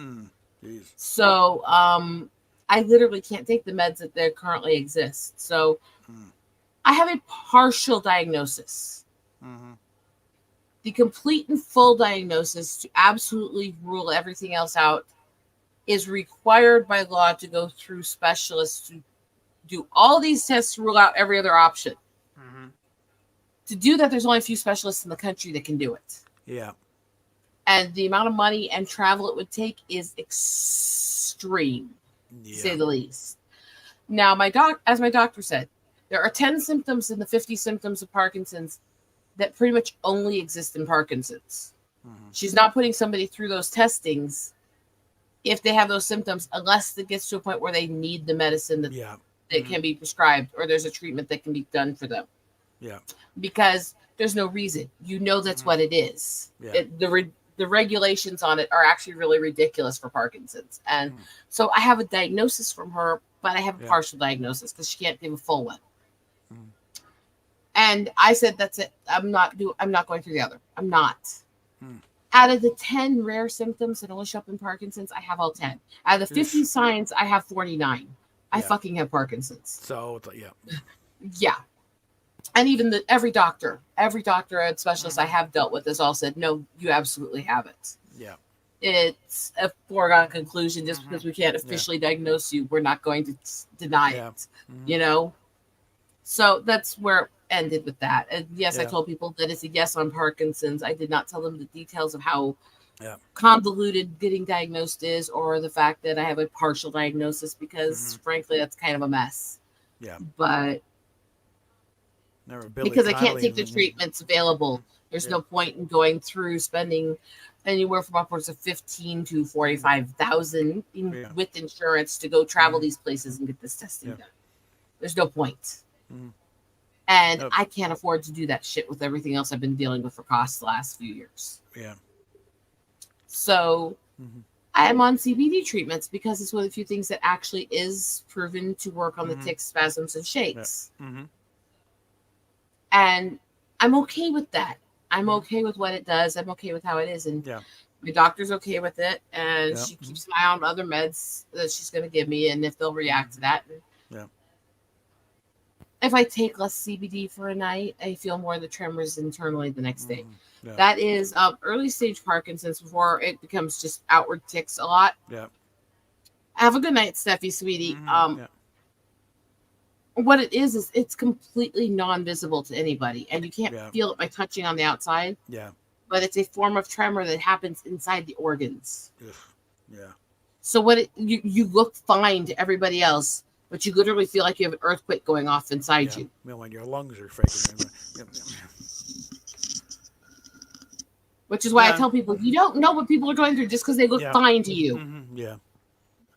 Where Billy Connolly did a Oh, the- stand-up routine. What are you doing? Did it- Symptoms, symptom checking. I have Parkinson's disease. I wish he kept it to him fucking self. You know. Oh, the guy left. Yeah, he just left. He had Yeah. to Mhm. get going. But so that's how it is for me. Is I know what I have. Everything we have documentation of stuff. It's like I don't have the actual documentation on my seizure history because most of the documents we had burned up in our fire, Great. and then tried to destroy everybody's records a few years ago when they got audited. So Gee, thanks, guys. Yeah. I have no documented medical history outside of my marriage now. Why did they do that? Idiots. Because of the corruption in IHS and the fact that they've been caught on multiple reservations and in multiple decades experimenting on the tribe. So what this comes down to is this could actually prove what they did to me and why I had the reactions to some of the medicines they gave me as a kid that caused the medical issues I have now. And even if they didn't, it's simply just destroy everything. Oh, I got lost in a fire. Sorry.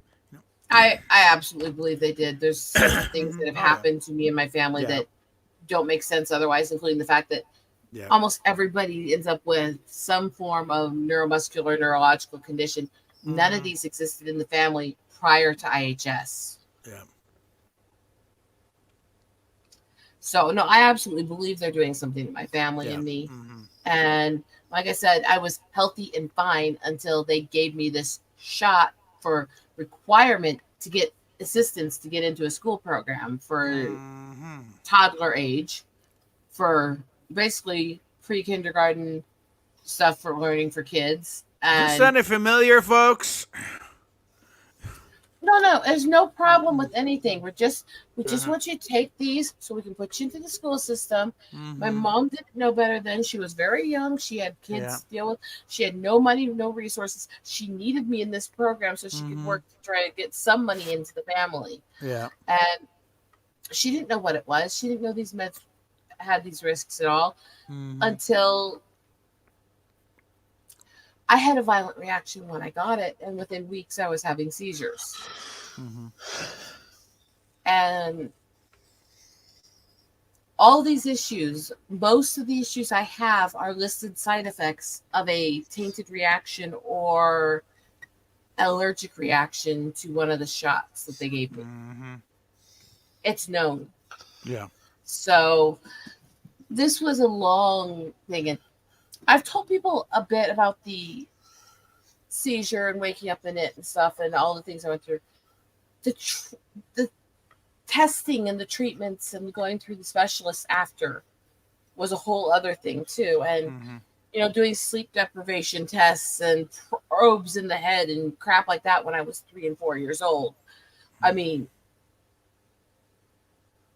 this is not stuff anybody should ever want to have to see or go through. And I was a toddler. I was a little kid going through all this stuff.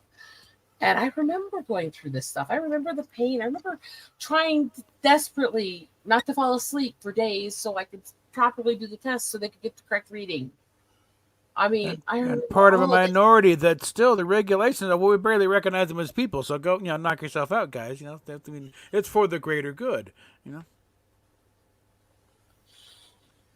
That's why I tell people, it's not it's not as simple as saying you're anti or pro anything, because Mm-hmm. just because some people have adverse reactions or have cynicism on certain things doesn't mean they're fully against them. Mm-hmm. It means that we have reasons to doubt and stuff. Yeah.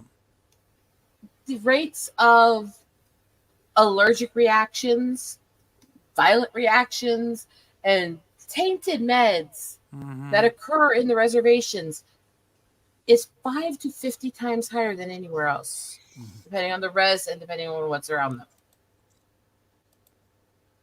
That's not an accident at No. that rate. I'm sorry, they can hide everything they want. That's not an accident at that No. rate. That's that's mass experimentation at that point. Yeah.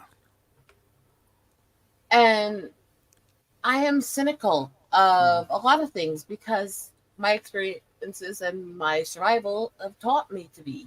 Mm-hmm. Because I didn't have any say in any of this. Yeah. I was 3.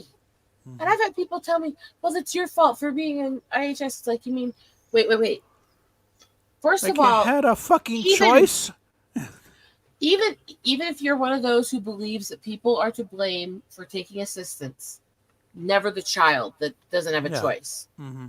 Blame the adults, not the child, first of all. Second of all, IHS auto enrolls you at birth if you're born to a tribal member. Mm-hmm. If you are enrolled to IHS, which again auto enrolls you, you are not legally eligible to buy your own health care.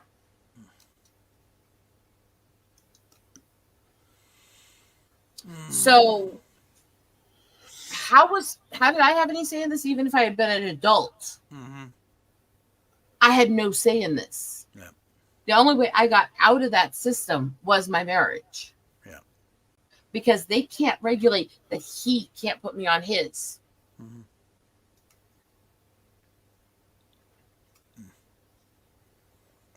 This is unfortunately reality that a lot of people Yeah. don't realize is out there still.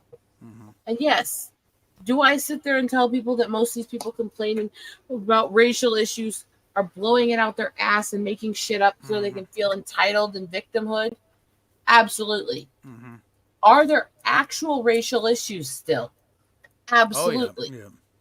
And this is where both sides get it wrong. One side thinks everything's racial, and one side thinks that all the race issues have fixed, other than, oh, you poor minorities, why won't you get over the past? And both sides are full of shit. Yeah. It's not that simple. It's never been that simple. Yeah.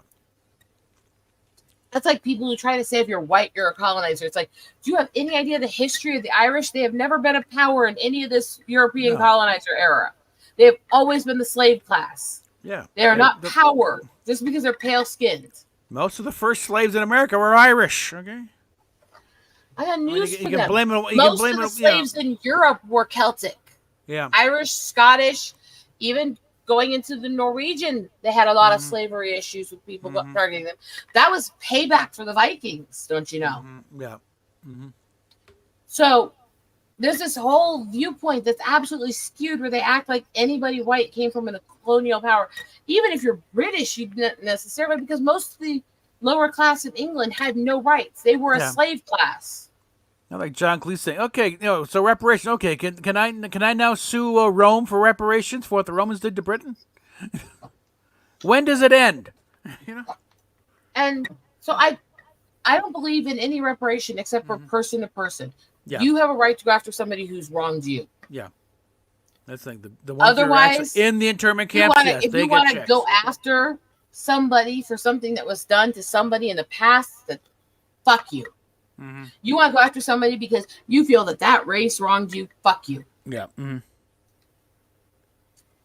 We've got to stop this bullshit. We've got to be honest. Yes. And I you do hope Parrot Head had a good night. I missed his because it didn't Yeah. update well on my end. Yeah, But if you personally were affected, like you were in an internment camp or something, then yes, you have reparation coming to you.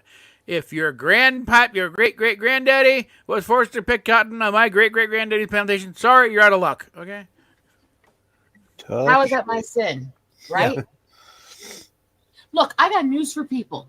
On one side of the family, I've got braves and warriors and medicine men and Yeah. guardians of God's land and well honored. Mm-hmm. beloved artists and all this stuff. Yeah. On the other side of the family, I have people like Benedict Arnold and Billy the Kid. Yeah. I think there's a little skew in my family here, but Yes. I'm no more automatically honored because I have honored ancestors than I am dishonored by having dishonored ones. The fact that I have royal blood don't mean shit now because I'm too far down the line to ever claim anything from it anyways. Yeah.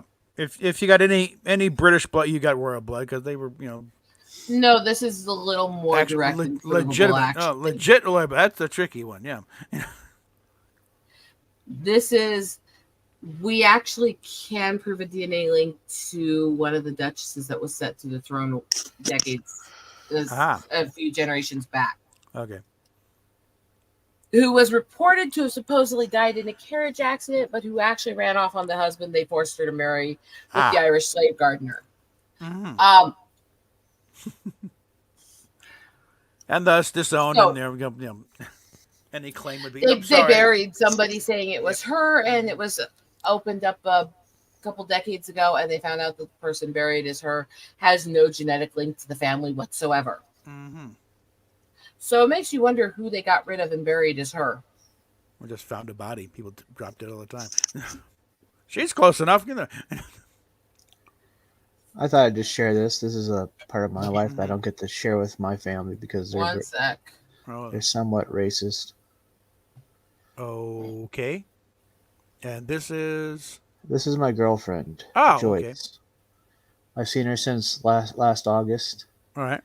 and I don't get to share that I have her in my life with my family because they don't like the fact that I'm long distance relationship seeing a Filipina. So she's in college right now. Okay. Yeah. Yeah, we discussed this. thing It's is, like, I don't think piss her people off. are- Someday you'll 3 months down the line you'll get then you'll suck in your leg for something you did last month. So, Oh, trust me, Lakota women are the same way. I'm sorry. Did I say Yeah. that? Oh yeah. Yeah.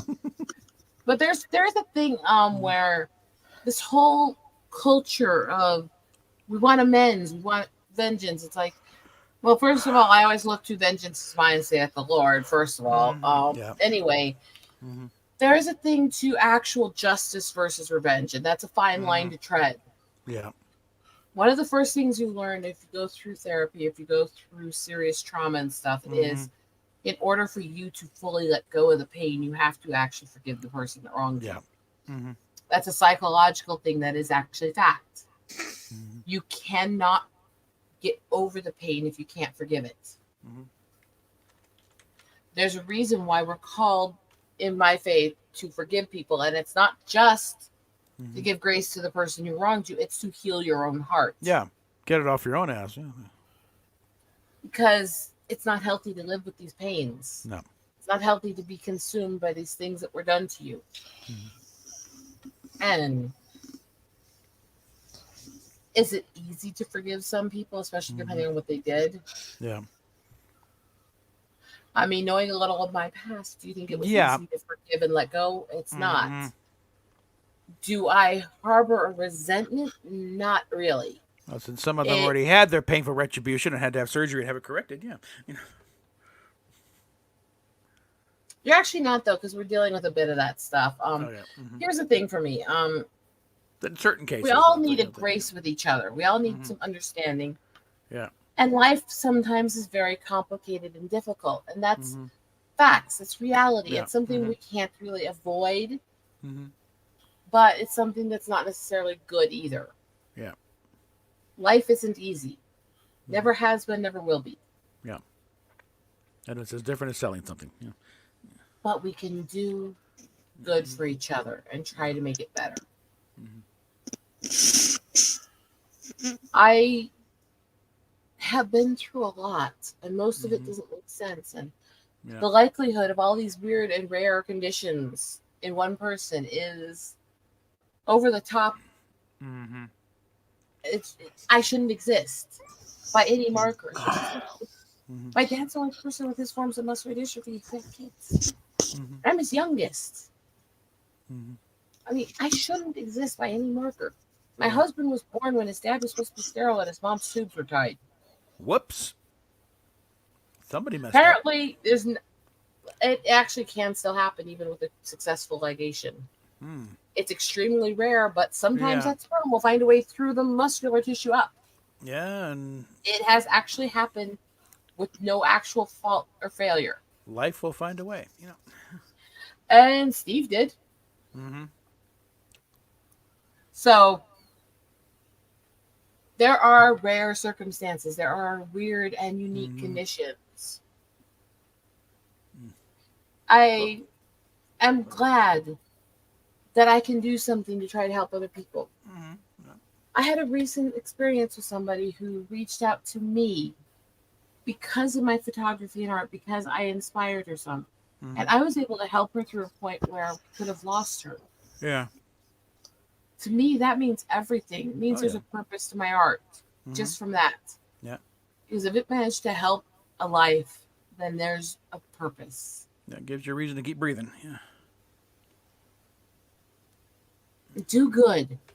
I'm not talking about do well. I'm talking about do good. Yeah. Do kind acts. Do things for Yeah. others. Do good in a world of darkness because we need to. And because, really, the fact that I can have these meltdowns and there are people who will come to me. Yeah. There are people who will care.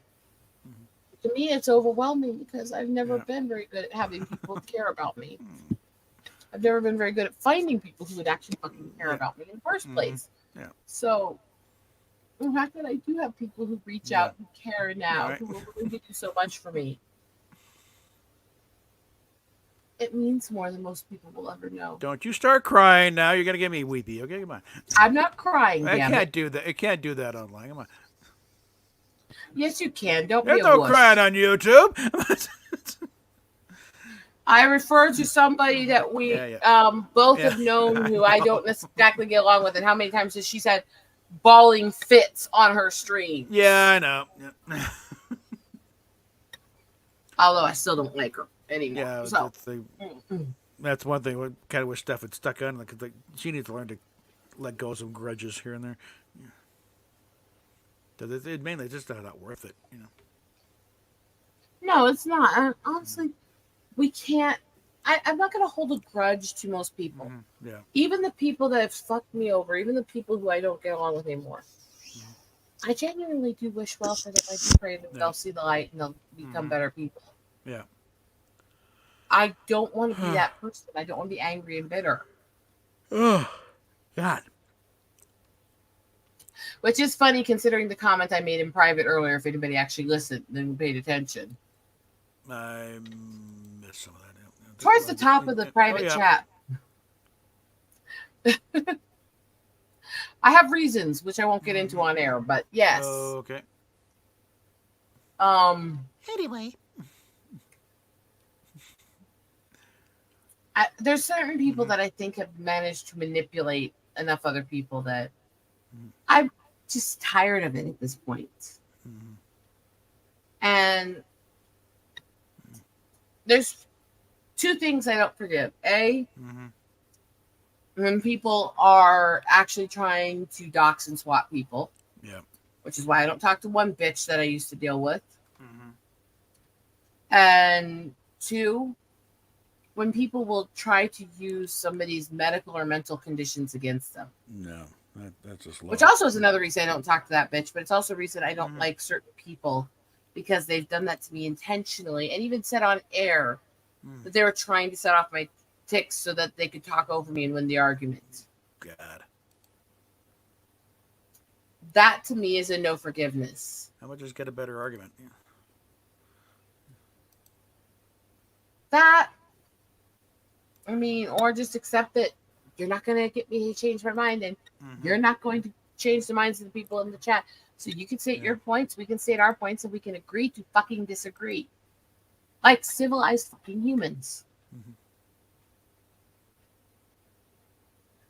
I've had a lot of people go after me for my medical, mental issues and my tics. And to me, that's where I draw the line. It's like, look, okay, you don't know. And then I was the same thing. I think she's faking. It's Good like, night, everybody. it doesn't matter if you think All they're right. faking. Have a good night, sweetie.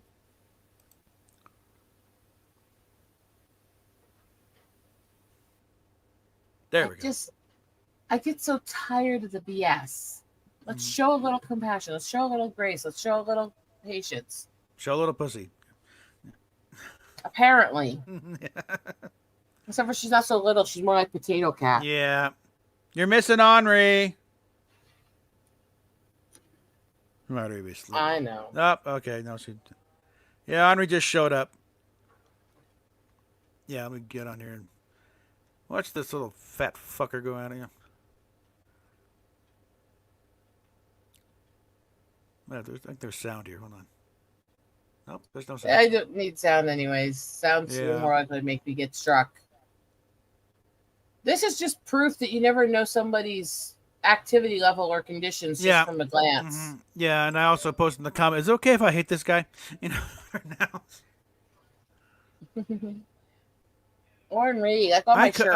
I couldn't do that when I was thin. Okay, when I was ever thin, but when I was I could do more than that for a while. Yeah. Actually, I can still do some neat tricks. Yeah. Like 6, I can cross my feet behind my head. I imagine that comes in handy at times. Oh, go ahead, make the inappropriate jokes.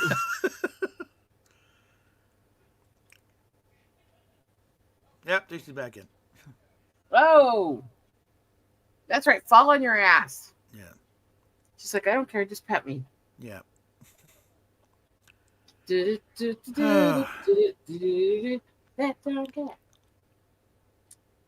I love you. No. She knows I'm leaving in a few hours. She's really not happy with it. Yeah, that means going back. Oh. No, she's staying here with my mom for a week while we're gone. Mm-hmm. She's like, you're not leaving without me. Not to California. Yeah.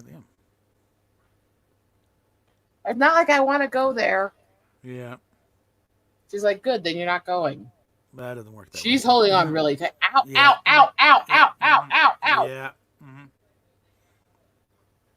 Dig in the closet to make sure you don't go anywhere. Yeah. So anybody still watching, send tips for ornery. Super chats for pussy love. Mwah, mwah, mwah.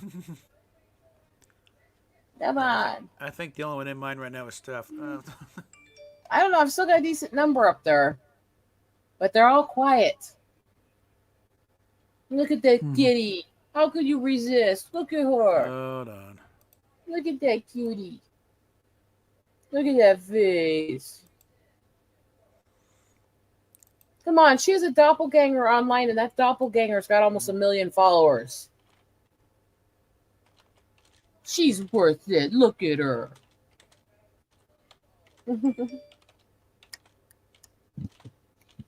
Flip around, you little brat. That's right. Give me my face nuzzles. Oh, yeah. I'm a good snap trained kitty. Look at my pussy jumps when I snap. I mean... Anyway, you might want to say something to Tim about showing his girlfriend there. Say something nice. You know? No, I said it was very sweet and stuff. I hope he heard that. Yeah, I don't know. You know, I just say it was a little bit out of left field. That's all. Okay.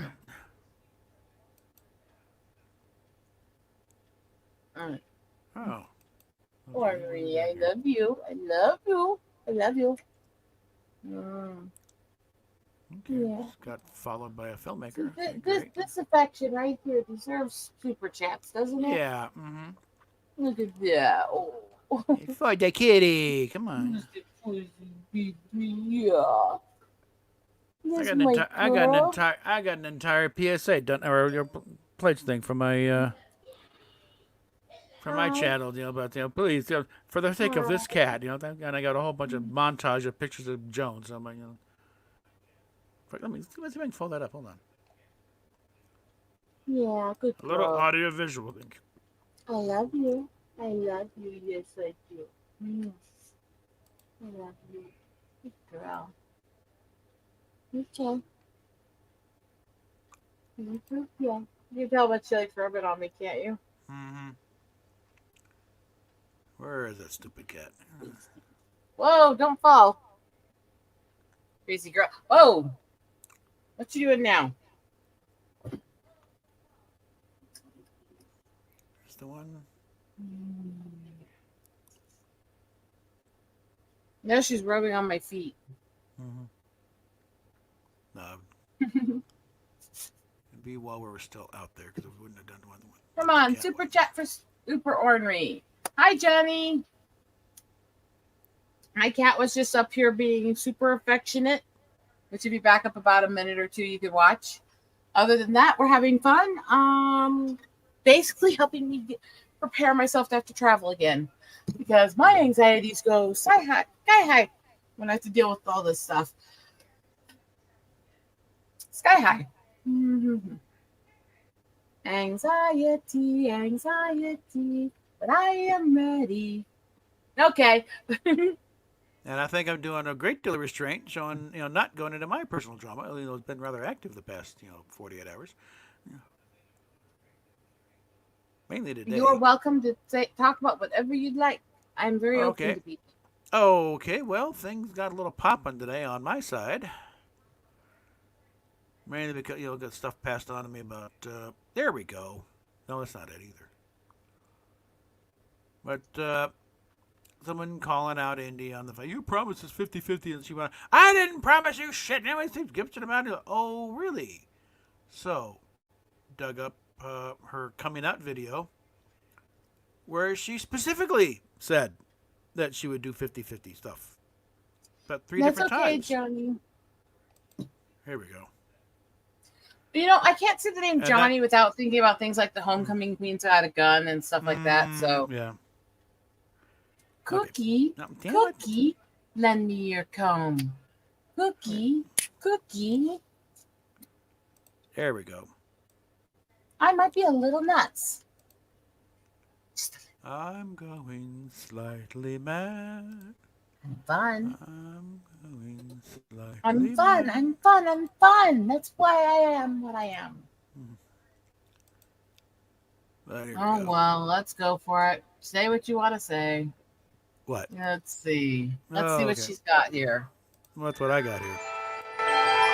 Not to quite that loud. Ow. Headphones. More of Robert April being Robert April, which is his crazy way of dealing with life, right? This is from a few years ago.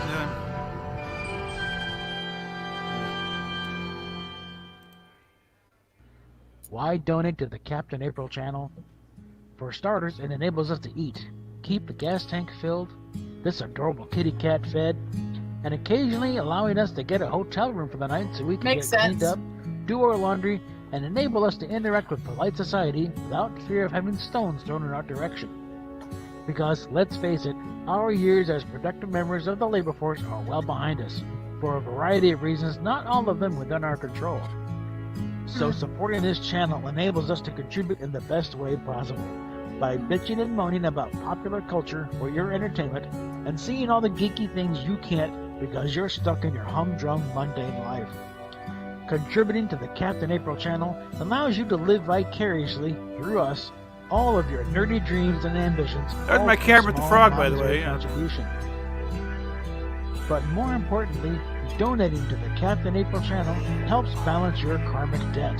That's right, your donations to the Captain April channel are karmic deductible. Kick the dog this morning, a small donation of $5 and you're covered. Yelled at your significant other during sports ball? Signing up for my Patreon for a mere $10 a month takes care of you and your spouse for the season. So help us help you. Give today and every day to the Captain April channel, because without your help, I'm just a nerd in the corner talking to himself, and we've already got enough of those, don't we?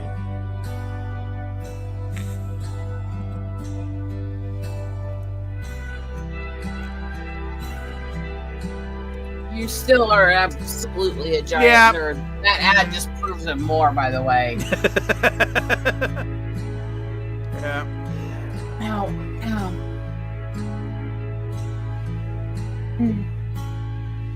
God, I feel like hell. Yeah, now it's more of a tribute to Jonesy at this point here, because like, Mm-hmm. I don't know what to do. I need to try to sleep, but I don't know if I can. Aw, Johnny, Yeah. thank you. I gotta open the phone now to actually see that because StreamYard doesn't show them. So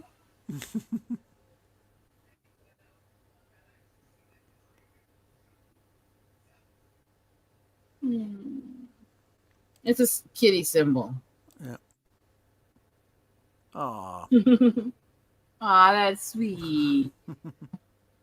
Yeah, that's the thing is, I love cats. I love Yeah. animals. I don't get along as well with dogs, but then again, I'm allergic to them. So there's a Yeah, little bit of that hampers things a bit. Plus, I've been mauled twice Yeah. when I was completely innocent both times, and I wasn't even doing anything around the dogs. Yeah. So that kind of skews your viewpoint on things a little bit. Mhm. One of which was when I was in college, and it literally ran into the apartment yard that I was sitting in innocently to attack me when I wasn't even doing anything. Literally, I was standing still. And that was mauled in the leg by a pit bull. I actually had to go through the muscle and out the other side. Ugh. I also kicked the jaw about 8 times until it let go That's usually what it takes. Yeah. with the other leg. Yeah. Mm-hmm. And I know I'm fortunate that was all that did to me. Yeah. But it that's the kind of thing that'll scare the shit out of you. Mm-hmm. And it took a year to heal that hole through my leg. So Yeah. Mm-hmm. I'm a little antsy. The other one Yeah. was attacked back when I was in the inner city growing up, and it actually jumped me from behind. It actually ripped an entire section off the back of the thigh on one of my legs, and I actually had this long scar down most of my thigh on that leg on the back. Yeah. See, when cats get violent, they're a lot easier to stop before they do serious harm. Yeah. Size differential makes a difference. Yeah. And they also go for the claws, which are whereas dogs is jaws. So, yeah. And I don't hate dogs so much as I detest the owners who don't train them right, and the owners who don't keep them leashed up, don't keep them in the yards properly, who don't take responsibility for them. And yeah, like I said, I'm not going to say I've never been scratched or bit by a cat, but it's not the same thing as being actually mauled by a large dog. Yeah. Well, one's a lot more traumatic. Me and Jonesy had knocked down dragouts sometimes. They actually bit Hell, Ornery likes to hit me upside the head. Yeah. Mm-hmm. Yeah. No, actually, when she argues with me, when I start telling her no, she'll actually ball up her paw like this, or her claws are sticking, and start boxing across my head. I was like, oh, at least she tucks her claws in first, but yeah. No, but actually, let me pull that back up here. I've always told everybody, if you're going to have a pet, dog or cat, there's going to be some accidental scratches and bites, even if they're mild. Mm-hmm. There's a difference between that, though, and being severely mauled or attacked. Yeah. And that's why I tell people they got to be responsible. Mm-hmm. It is mostly how you bring them up. There are breeds that are more violent than others. Yeah. This has to do with science. It has to do with the anger centers of the brain size, brain shape, stuff like that. Which hormones their bodies produce more. There are more violent and more finicky breeds of cats as well. And there's, with those animals, there's always a higher risk. Yeah. And my problem I have is people who have kids and will buy the most at-risk breeds of dogs that are big and violent, because all it takes is one moment. Yeah. I think the big thing with some breeds is not so much the breed is violent, it's that they'll do more damage because they're built to do damage. There's a bit of both depending on the situation at the time. So what's this thing you're doing here? This is what I whipped up today to deal with the situation, because she went it was on a Tumblr feed with someone, because he posted a video on a fan. It was in a shower, so there's no boy thing there. It's all good, Oh yeah, more of this. Where she started bitching about, you keep bitching about, boy, that you're gonna get it. So I never promised you shit. Oh, didn't you now? Anyway, this is license free. Okay, things just get weirder on this front here. this I'm gonna post right up here. It was a little something that was on her Tumblr on Indy's. Yes, we're more about Indy. On her Tumblr asks, and preface this by saying that it's speculated this was actually posted by Gene anonymously. He apparently does that a lot, mainly to get precisely the kind of reaction that Indy gives down here. But it's like, look at this here, because it does cite some actual thing. No, when this whole thing started, they were supposed to be 50, and yeah, it didn't promise us shit, huh? For somebody so Indy? woke, she's using a slur. I want you to listen, watch a little. Someone who might know a little something about this. Take a look. But I'm not planning on changing my content. This is her coming out any video. more than like 6 what months I'm currently ago. doing, where I'm doing like 50% boy videos, 50% girl videos, and then I'm gonna do some split screens too. That's gonna continue. But yeah, I don't know. I'm the same person. Content's gonna be the same. The content's not changing. Didn't promise us shit. Were you lying now or you lying then? What the hell's the problem here, okay? Andy, I'm going to get you a lot of slack on this, in that you are being manipulated by your mods, okay? I'm not going to say grooming, but they're definitely steering the direction here. I'll still say Like, yeah, you got grooming. 100 people in the chat. Only the same 6 or 7 people are talking. And someone starts getting a little too friendly, they get muted immediately.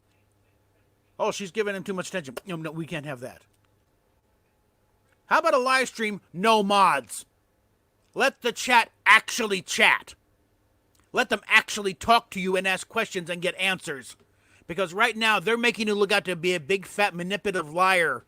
A gold digger. You're only in it for the money. You don't give a shit about your fans anymore. So wake the hell up, Indy. That's how that You comment are being came played off. here, okay? Not to the extent we thought you were back, but no, you are being played. Because again, this I is do what whatever they're I playing want. with If there you to don't get like it, precise fuck with that you. kind of It's bullshit definitely not reaction. caring I about don't the do what I fans. want. Well, fine. Then do what you want, not what these assholes who are dictating things want, okay?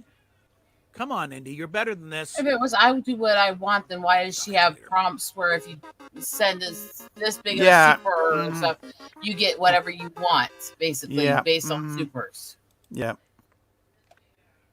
I'm hoping this one will finally lodge in there and say, no, you have changed here, Indy. You're not the same person. You're not turning to a boy. You're turning to an asshole. Okay. Well, I mean, I there's figure a lot of trying to assholes in this I know, world. but we don't need any more. Okay. Again, that's part of what drew people to her in the first place. Like, no, she's nice. She's been through stuff. She understands. And I let people, and then she helped them too, because she was able to, back before she started turning twisted. But she. What the hell? What? What happened?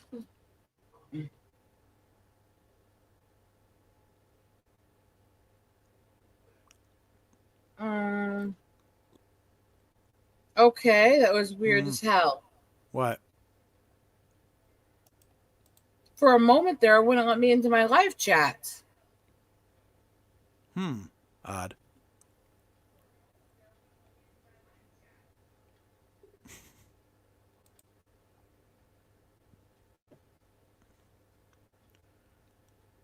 Well, I'm pretty sure it's Talk still if live you're still online. with me. Can you guys still see me on YouTube? Because for a moment, it wasn't showing me on my YouTube channel, and it wasn't allowing me to open the live chat.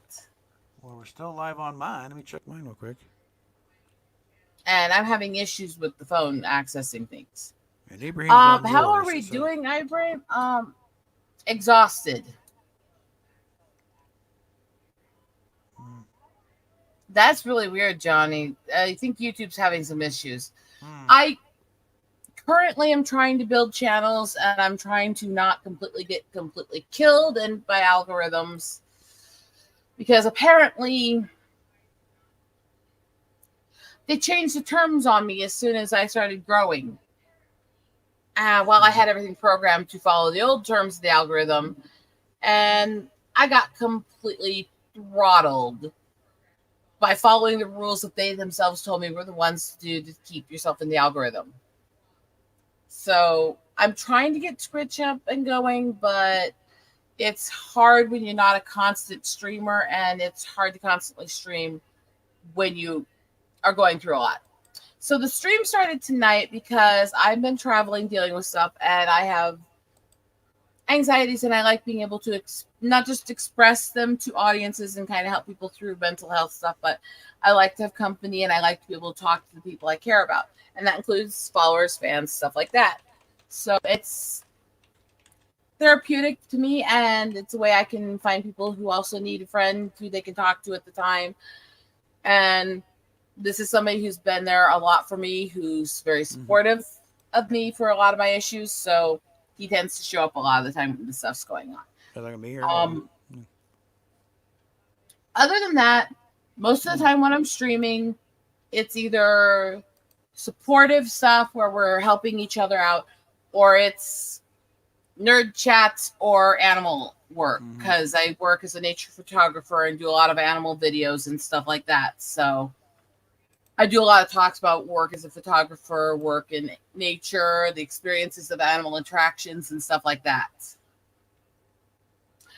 It should be ticker tape here as it resets, which is the easiest way for me to tell you because I forget everything in names and numbers because I have brain issues from seizures and Parkinson's. So I just put the links there so I can easily give them out. That's my survival coping mechanisms for the brain issues.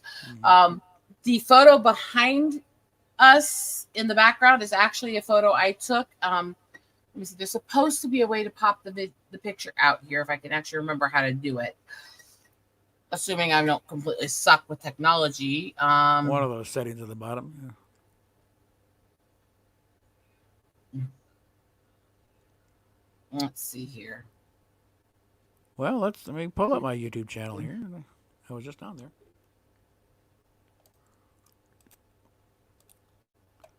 Let's see if I can figure out how to do this. Now we get a slight test to see my ability to remember technology. Thank you. And okay. And if you have to get going, I understand. I'm trying to figure this out because, yeah. There's my channel.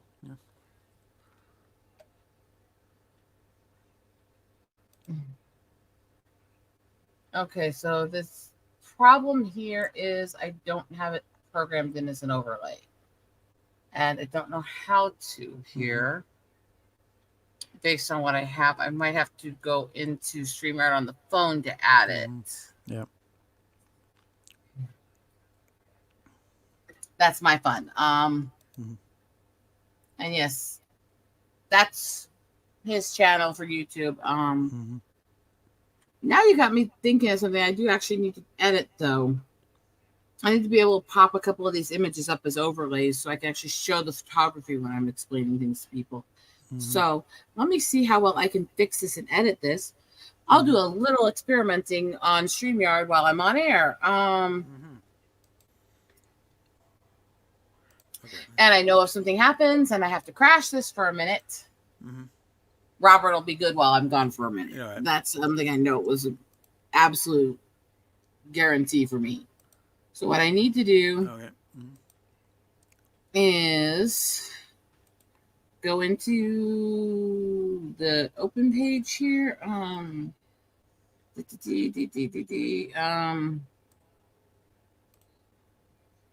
How do I add this stuff and edit this stuff?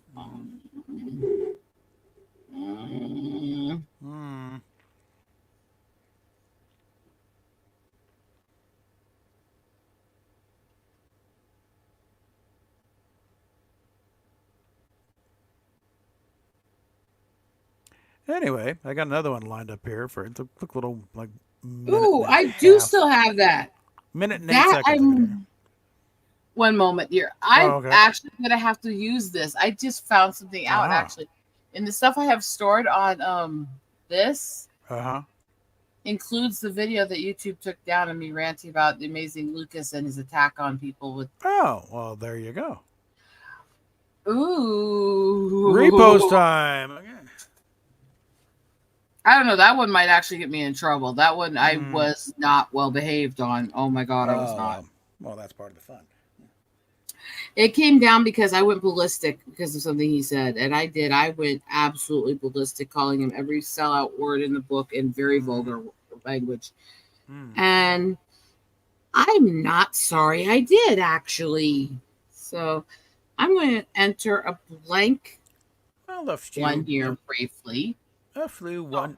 If you well-timed bleeps here. Okay. Yeah, this is something I threw together. I have muted it because I got the music bed, the theme from the Red Green Show. Haven't been popped for it yet, but again, I don't want to get you in trouble here. And this is actually a mistake because I tried to just copy the text, but it's supposed to say things that need addressing. And this is something that's passed on. I'm going to pause it right there, give everyone a chance to read it. Apparently, there's a forum out there discussing this whole thing. And discussing the main parties. Me, this one guy, Lester, and there's a guy, Steamy Dreamy is his name. And I've actually had him on stream to establish otherwise. No, he is not me. This is not me doing a burner cut. This is a separate guy. He's a very nice guy, Actually, just got out of a very bad relationship. His ex is currently in prison. Gets out in 6 months, so he hightailed it. He's now, I'll just say he's now elsewhere within Britain, but Well, let's see. Yeah, well, love him, hate him. These are names everywhere in Indigo World.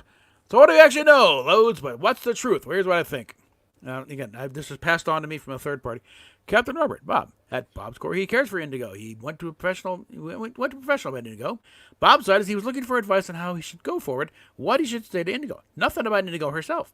But Indigo says she was transphobic. He betrayed her. This angle was pushed by her friends.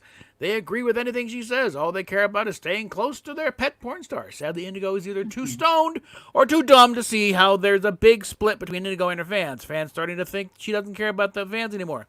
He sent letters to Indigo. This is still a matter of debate. Bob says he sent them. Indigo says, friends, he didn't. He's just a liar. I sent them. I also sent apology letters. Indigo herself says nothing. No, there's a pattern here. She thinks if I pretend I can't see it, it will go away. This isn't going anywhere. Bob's a stalker to some, true fan to others. My 2 cents, true friend. Fans are with you, Bob. So yeah, I'm getting a fan base around. So proceeding along. That's interesting, but I think it's because whether or not I necessarily agree with every tactic you used, and I know, I've been honest, I don't, and I've been honest on air that I don't, and you've just said I appreciate the feedback, but it keeping me honest here, And that's why I think it's funny that so many of these people on the other side are so afraid of me and blocking me. It's like, dude, I've been the ones actually trying to give you the benefit of the doubt. Yeah. I've tried to give you some grace, some understanding, some maybe they're not as bad as we think they are. Mm-hmm.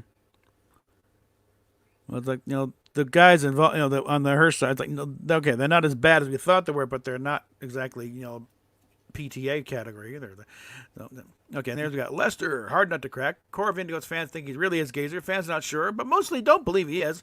Actually watched Gazer's last stream. I can say for sure he is dead. Why Indigo refuses to talk about Gazer is simple. Guilt. She could have reached out at any time to save a life, but she didn't. She loves talking about how much her fans made of her. I call bullshit. The one time you could have saved a fan, you did your usual trick, hide behind block, and get stoned. Lester seems to get very invested in. Yeah, he's seriously hardcore. He's doing a lot for justice for Gazer. Goes about headstrong, but his heart's in the right place. So where's your heart, Indigo? And moving along here. And again, it's a little more tedious because again, see, I got Okay, Steamy. This poor schmuck here walks into a buzzsaw. New fan joined at the wrong time. Certain people call. He found her through the YouTube channels. Okay, here's someone who can understand, help, and walks in and to me starts accused of being me. That do not harass my sister. What sister? I didn't know you think. That's why I reached out. Sorry, you walked in a situation here. We're trying, and we've become very good friends now. Certain people called him out as being Bob/Lester. We have looked at his posts and don't see the same person talking. He's just cannon fodder in this war. Talked to many people and I agree he isn't Bob or Lester, but for some unknown reason, Indigo still hasn't blocked. We can see his repeated posts to people. A guy trying to talk to people but being ignored for no reason. Stop blaming him for what other people are saying/doing, Indigo. Show us that you really do matter.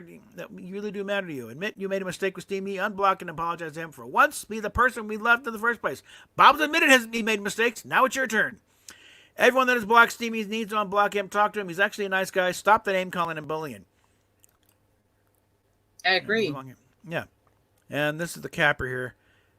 Ripping off fans. Many people fans, made for Fansly. Indigo did all girl content for years. Now it's trans. Happy she's happy. But Indigo promised 50-50 broke. Yeah, and I played that in the video. And she did say it was going to say 50-50.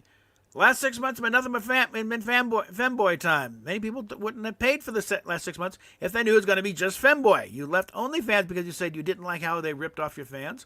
Now you're doing the same. Now, do we get 6 months of girl-only content? If not, you're a liar and true to your word, then yes. But if you're just ripping off fans, saying you will do girl content to get money and just doing femboy, then the Indigo that we used to know is dead and gone. If you lie to the fans and say 50-50, just make money. Fans will leave for good. Many have balls in your court, Indigo. Are you a liar? Do we get 6 months of girl videos like you promised? And that's pretty much it. I've got these uploaded into the overlays, but I may have to reset StreamYard here briefly. Yeah, I left that on. So I'm double checking that I've got all the ones I'm after for now. For now, mind you, because I will definitely rotate these and show people lots of my photos any chance I get. It's shameless promotion, but it's my freaking channel, so shameless promotion's my fucking business, right? It's an obligation on your own channel. I'm just double checking that I got all the ones I really want to show off for now. Now I got them. I haven't been dinged yet, so I don't know if it maybe was public domain anyway. But they just I don't know where they got the tune. But all right, so it's some little sprite little tune. I found it. So just the theme song. It actually uploaded it here. Actually, it did manage to. They fixed that issue. You can't actually do it without having to reset. So now I can press a button and it'll pop my photos up and we can talk about them. So this is one I took of the moon, obviously. I'm going to turn the banner off because it's cutting off the bottom of the picture a little bit. I'm really fighting the urge to do that sponge monkey thing. You remember that? Yeah. We love the moon because it's glued to us. That's green. This is one of my shots I took, and it kind of gives you a glimpse at the kind of details I'm good at getting, even of far away things that are hard to see. This is one of my favorite eagle shots I took. It is actually quite a badass one. I am very proud of. Oh, yeah. And beautiful, beautiful interaction with eagles. I love my time with animals, and this was a favorite moment, and it actually kind of inspired a lot of me and kind of pushed a lot of my I mooned the chat. Very funny. Dad jokes are rolled at this channel. I'm not a fan of sarcasm. You could use this as use that in a recruiting ad. It is a badass picture. Yeah, actually. just thinking of aim high, Air Force. Yeah. So then we go to the next one, which I took this year, which is actually got a great story behind it. This is this old curmudgeonly bison was walking through traffic, headbutting every car. And I was sitting at the far point where he couldn't reach me, taking pictures, because photographers don't interfere. We just watch the tourists get headbutted and laugh. I mean, this is Spearfish Falls. Ooh. It's a beautiful little spot you climb down to over near Rough Lock Falls, and it is beautiful. This is Spearfish Canyon. Spearfish Canyon is high walls, tons of trees, lots of rivers, lots of waterfalls, gorgeous area. A very unique canyon that is absolutely beautiful, and it's one of my favorite places in the world to go to. There's so many things in it, and it's just a humbling place to visit and truly miraculous place to visit. By the way, if there are any of these you like, feel free to send a super chat with a connotation of which one, and who knows, you might see more of that content. Okay, so now we go to the next thing. Barn owl. Beautiful baby. This is actually a rescue that they take care of at Habitat over at Reptile Gardens near Rapid City in South Dakota. And it's such a sweetie. And I've gotten to interact with it a few times and absolutely just love the little baby. Then we can switch over to this. This is my wolf girl, obviously. Coy wolf, I think. Yeah. Little bit of coyote mixed in, mostly wolf, definitely.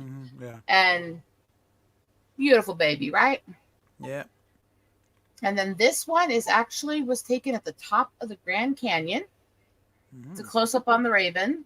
Yeah. And you can see the colors of the Grand Canyon in the faded background. Yes. Quote the Raven. Yum, yum. Quote the Raven. Fuck off. I mean, Yeah.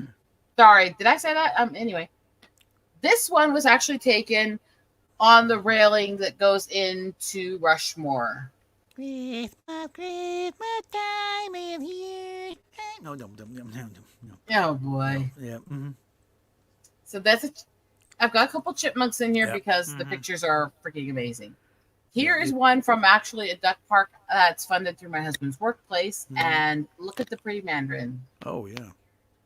So these are some of the few things that I've taken and done, kind of examples of what kind of work I do. Then there's this one, which is a lot more coyote, a lot less wolf. Yeah. But still obviously not quite a full blood of either. Yeah. There's a lot of doggy photos for somebody who's allergic to dogs, and they're wild, violent dogs. Yeah, kind of buff for a coyote there, but yeah.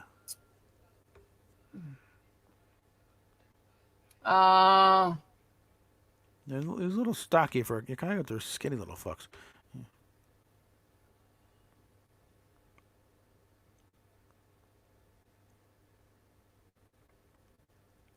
What the heck just happened here? Hold on one moment. Talk. I find out what's going on here. All right. Well, I was working in EnviroTest doing, some gal came through with kind of a coy dog. Okay. And I kind of did what I probably shouldn't have done. It got right, stuck my face right here, but DP was fine. Okay, and it's back there now. That little time. Apparently, it crashed for a moment over on Twitch. I don't know why. But it crashed out for a little bit. Twitch is weird. Okay, it's still there, so nothing was done to me. That's what I had to make sure because it disappeared out of the blue. So then we have this chipmunk blowing a raspberry. Trey doesn't have a berry in his mouth, or is that his tongue? No, that's its tongue. That's his tongue.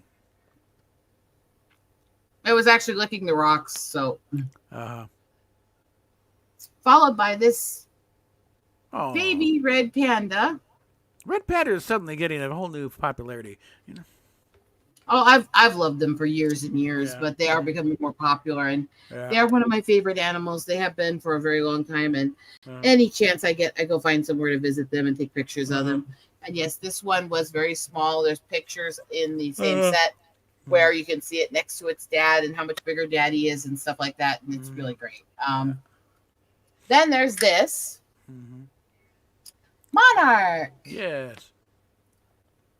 Now we can go to the ground squirrels, mama and baby. In the precious little rodent bastards. I mean, here is one of my favorite pictures from last year, my double rainbow. This has cut off the ends a little bit because it's kind of a long photo. I had to take it in that kind of mode to get the angles right and the lighting for obvious reasons. So the picture that's actually printed is a lot nicer. It has the full all the way to the ground on both. And you don't get that higher altitudes because you got to have fairly thick air. This is one of my favorites that I did as artistic, and I did it in black and white. And I just did this as I was watching the storms grow as we were heading back to my mom's place through the mountains. And I really feel like you can feel both the turmoil and blessings of life and storms and healing all in once. And it's like this representation of the yin and yang of life that I feel in it. Got a bit of an Ansel Adams feel there, too.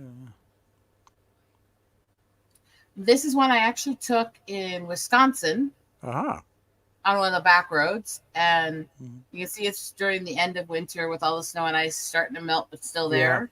And I really feel like it creates this tunnel effect where you're like pulled into it and it feels more 3D. Yeah. So there's that one. Looks like a lot of roads in England like that because they then go to the one that is my background here. Yeah. Okay. This was taken. I was actually laying down in the sand, and this is part of the slopes of the sand and the dunes in Badlands at the Fossil Gorge. The streaking in the clouds behind is actually me using a artifact setting to create a blending point where the lightning was striking. Uh-huh. So that's actually double lightning strike in the background. Yeah. That lit up the background of the mountains behind it. Mm-hmm. This is a rare capture. This is not an easy thing to get. Yeah. Mm-hmm. But it's a really special one to me for a lot of reasons, including the fact that this is home, this is sacred lands, this is important. Yeah. Then we go to Misha, my love. Mm-hmm. She's Hey, so kitty. beautiful. She's so used to me. I go visit her at the zoo, and she walks over and rubs on the glass where I'm standing, and purring and nuzzling. Mm-hmm.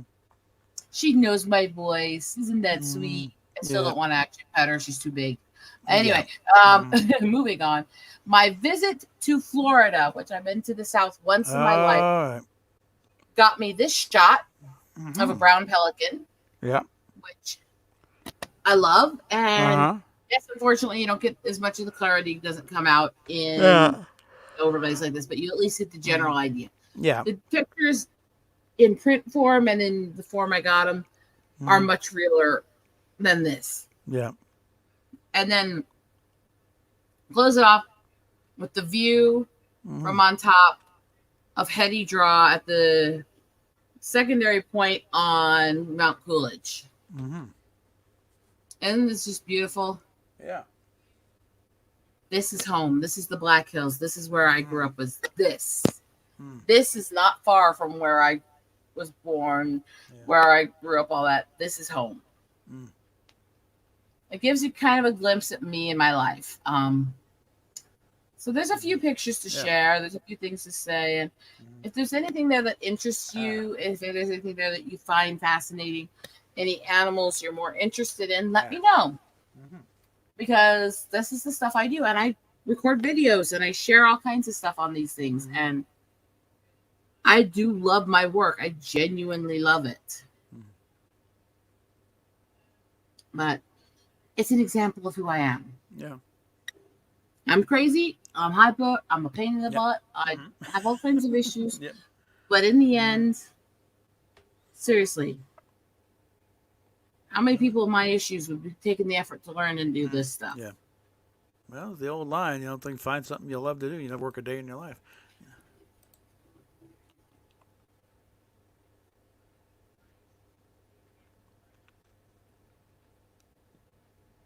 So,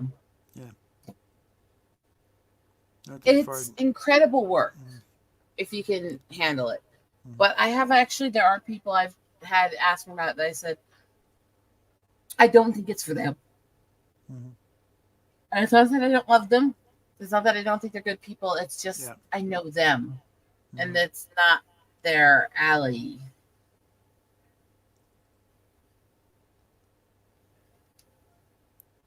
There are times in life when you see certain people say certain things and you're like, I'm pretty sure that's not a good idea for you. I've had a couple of the very urban friends I have say they want to do this stuff, and I start walking through what it actually entails and what you actually have to do in the woods, in nature, out dealing with the animals. Yeah. And they're sitting there going, you've got to be kidding me. It's like, no, this is not an easy job. This is not an easy life. And one of the things you will deal with if you're out in nature all the time doing this kind of work is discovering poaching sites. That I've been through a few times, and it never gets easier. Those will gut your heart when you see them. And they do actually. They really are psychological when you find them. Because the problem with what poachers are is they literally do not care. Get those antlers, leave the rest of the carcass out there. And, I found, and I actually do still have the pictures of this because I had to take them for the authorities back on my computer. There was an ice storm starting, and it was about to have inches of ice and snow. It was just starting. We were heading down to get some stuff we needed before the storm would get too bad, and came down this hill and found this site, and it was yearling bucks. They were trying to get the young antlers. Oh god. And you could actually see that the way that they did this, Mm-hmm. they had sawed into their head to get them, and they sawed into the brain, and you could actually see the marks where you could see it was struggling against them, and it was still alive when they did it. Oh god. And I about broke for quite a while, actually. And I sat there and I took the pictures and I did all this stuff, and it had been there long enough and everything that I could smell it for hours after, no matter what I did. And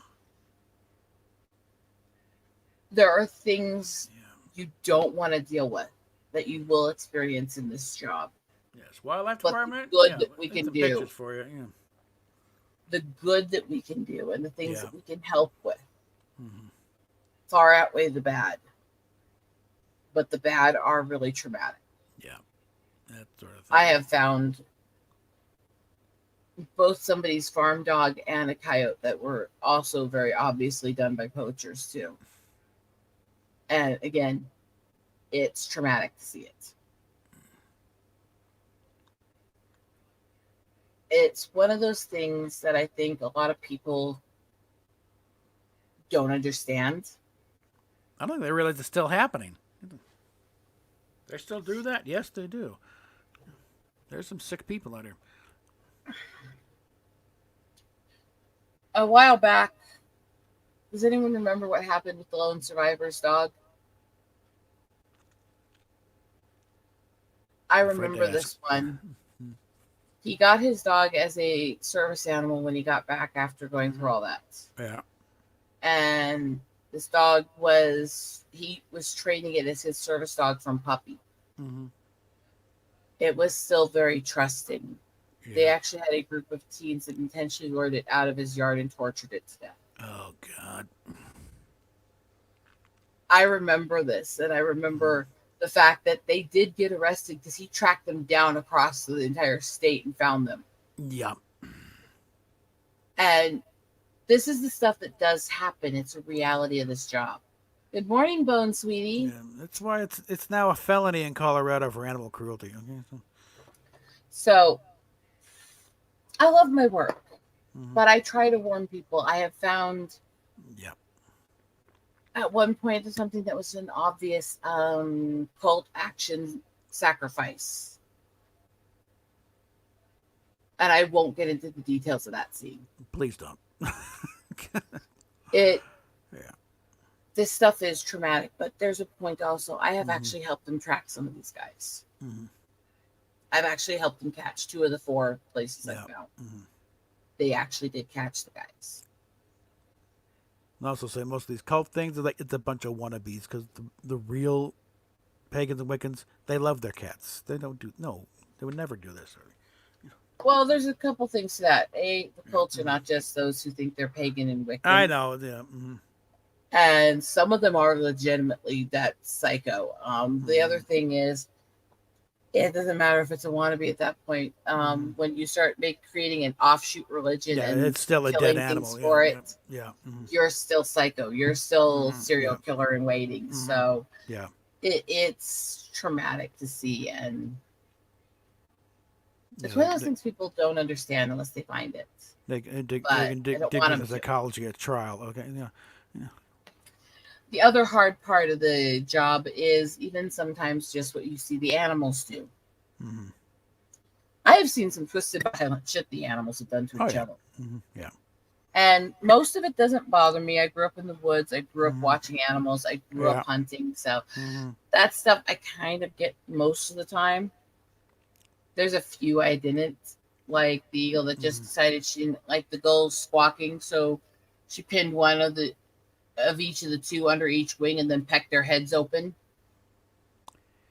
Yeah, that thing throw it back in Peter. Animals don't be oh the hell they don't. Okay. She literally picked the 2 that were squawking in front of her. She literally got out a screech, pulled them apart with her wings, pinned them down, and then pecked through their heads out the jaw. Yeah.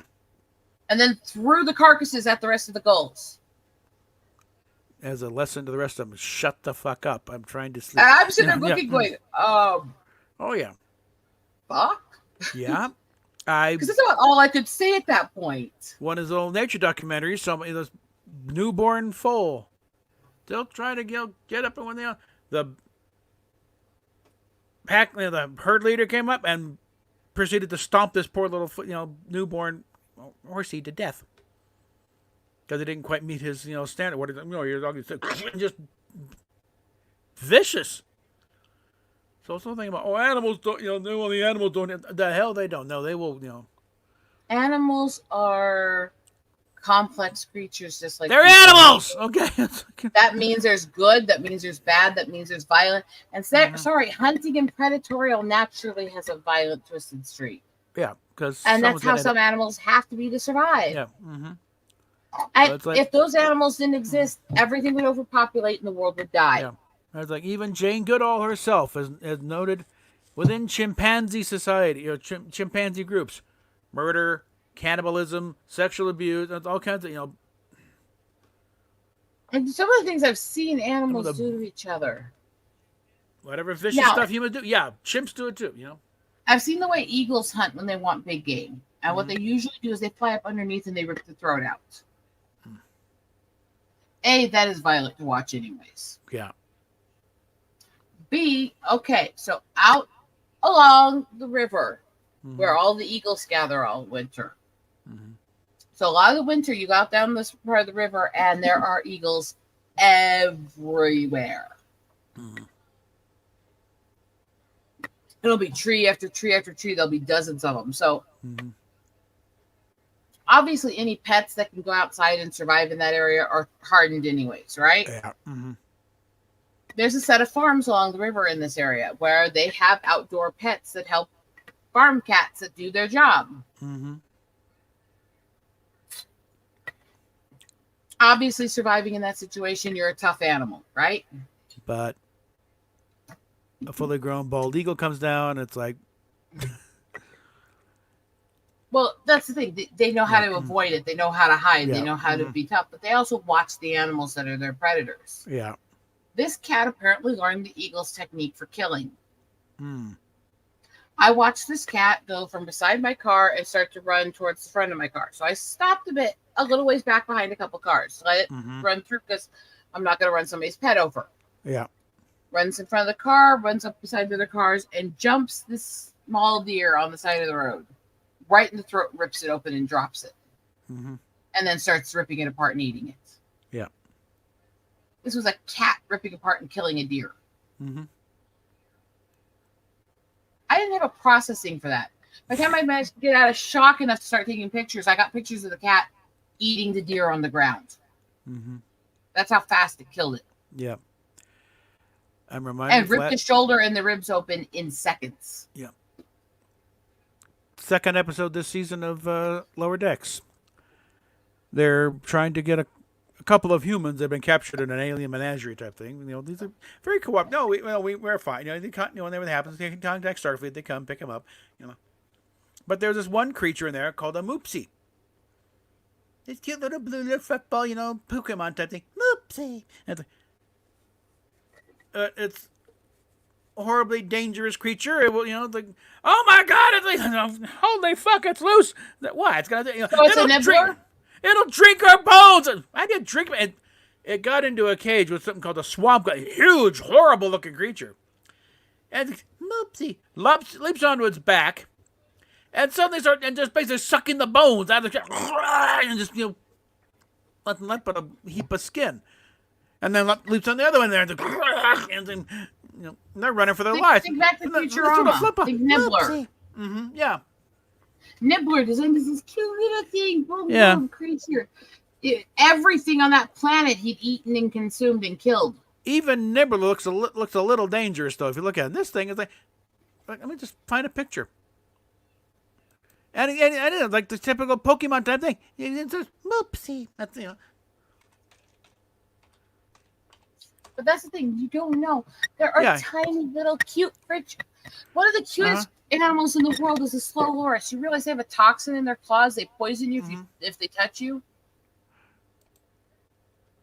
They're a cute little thing that looks like a baby sloth with giant anime eyes. They are poisonous. Mm-hmm. Well, how do you think they survive being that cute, that small, and that slow? Right? Yeah. That's a moopsie. About the size of maybe, you know, a small little kickball. You know? Moopsie. That's all it says. You know. The smallest cat in the world. The And they're very adults, quickly running for their lives with this thing. It's like, oh, they the fuck. adults of this smallest cat in the world average between 1 to 3 pounds. Uh-huh. They literally look like kittens their entire life.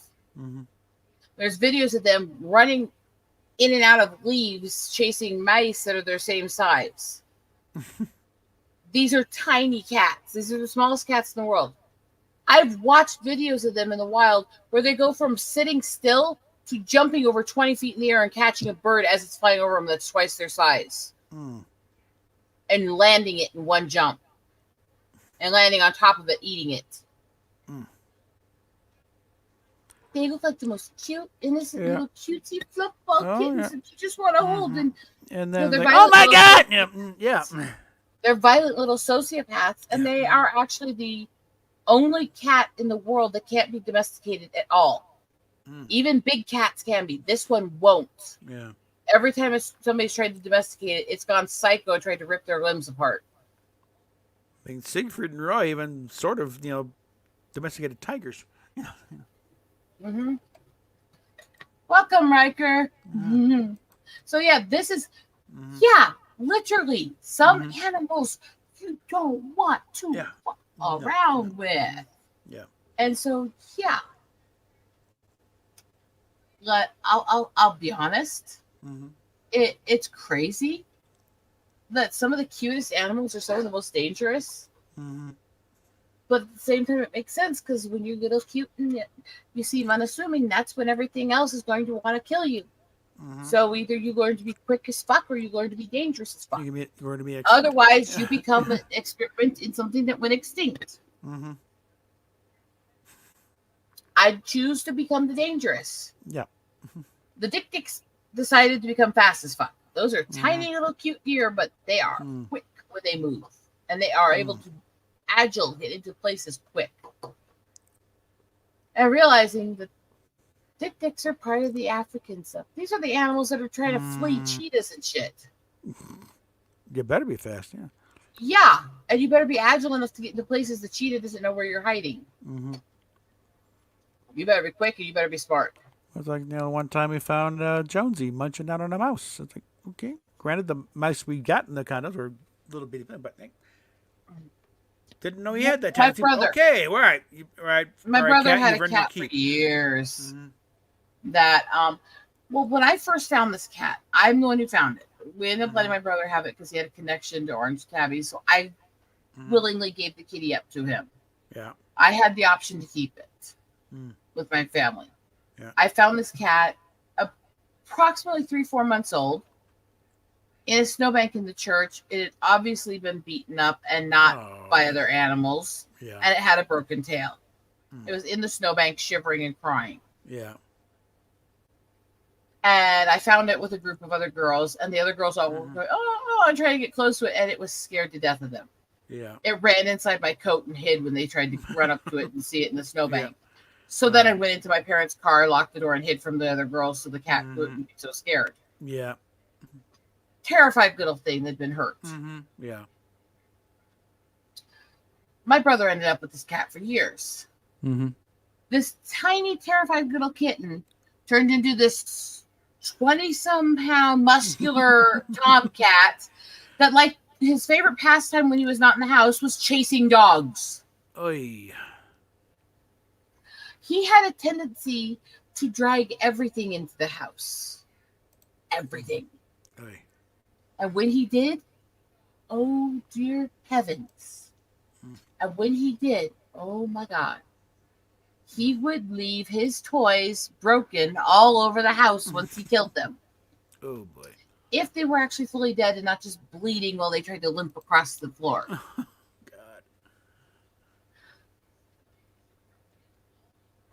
I am trying to figure out how many mice we had to flush because he left him broken around the house because he dragged him in the house half dead.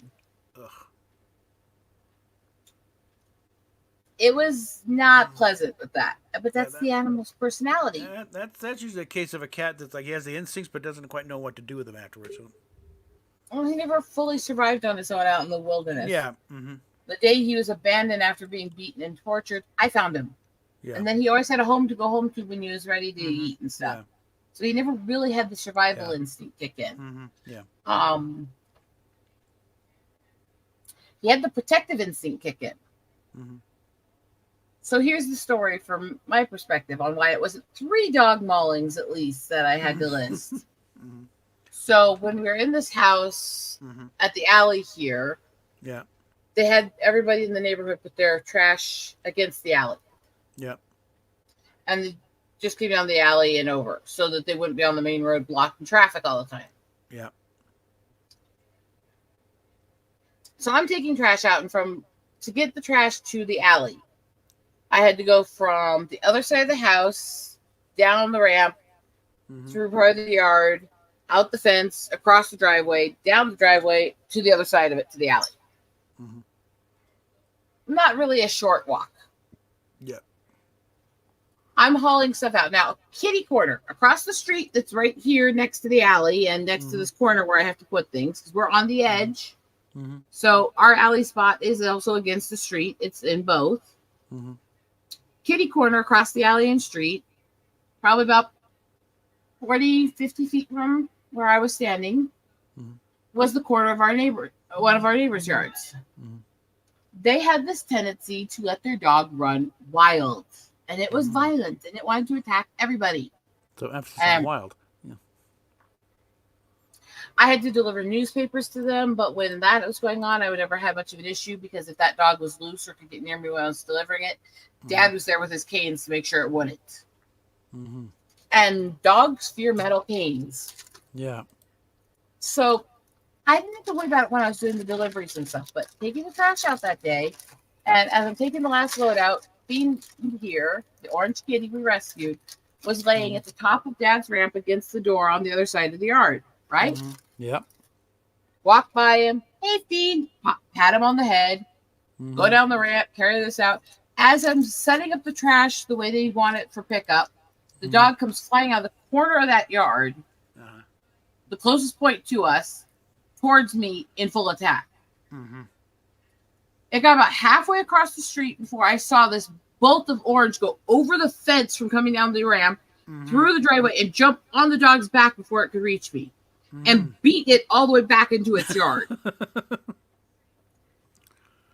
A couple minutes later, I'm hearing yelping from the dog in the yard, and Feet comes strutting back with this cocky looks inside my feet. Like, I did good, right? Yeah. Oh, yeah. And I'm sitting there going, damn, good kitty. That cat earned a trout, okay? Yeah. I'm like, damn. Yeah. Nothing was going to touch his human. That was where he was. That was Tomcat protective mode. He would no, that was not going to happen. You dumb mutt, you're not touching my human. Yeah. Okay. He followed me around for like 3 days after that. Okay. I need to wrap it because I got a meeting with our property manager later. I probably should because I got to finish packing so that we can actually load the car and get going in not too long here. Because we've got the voucher, but it's a little bit of thing because it's only for a 1-bedroom. We're in a 2. But it covers enough. It covers the cost of the it's supposed to like $1,500. Our rent is only like $12, so it covers the thing. So it's a matter of trying to get. And the thing is, it's a temporary property man because a regular one bolted for another job. So she doesn't want to do anything to me. But no, your discretion. So now that we've hit the 3-hour mark, I will bid everyone a fond farewell and go. I am actually shocked. I haven't had the supers in a while, and I'm very appreciative of all of them. Thank you very much to Johnny, to Steph, and to Parrot Head for the loving attention you gave tonight. Mwah. Yeah, all of you. Sent you $2. She sent me $1. Well, she loves me more. I mean, good night, everybody. Have a great night. Okay. Bye.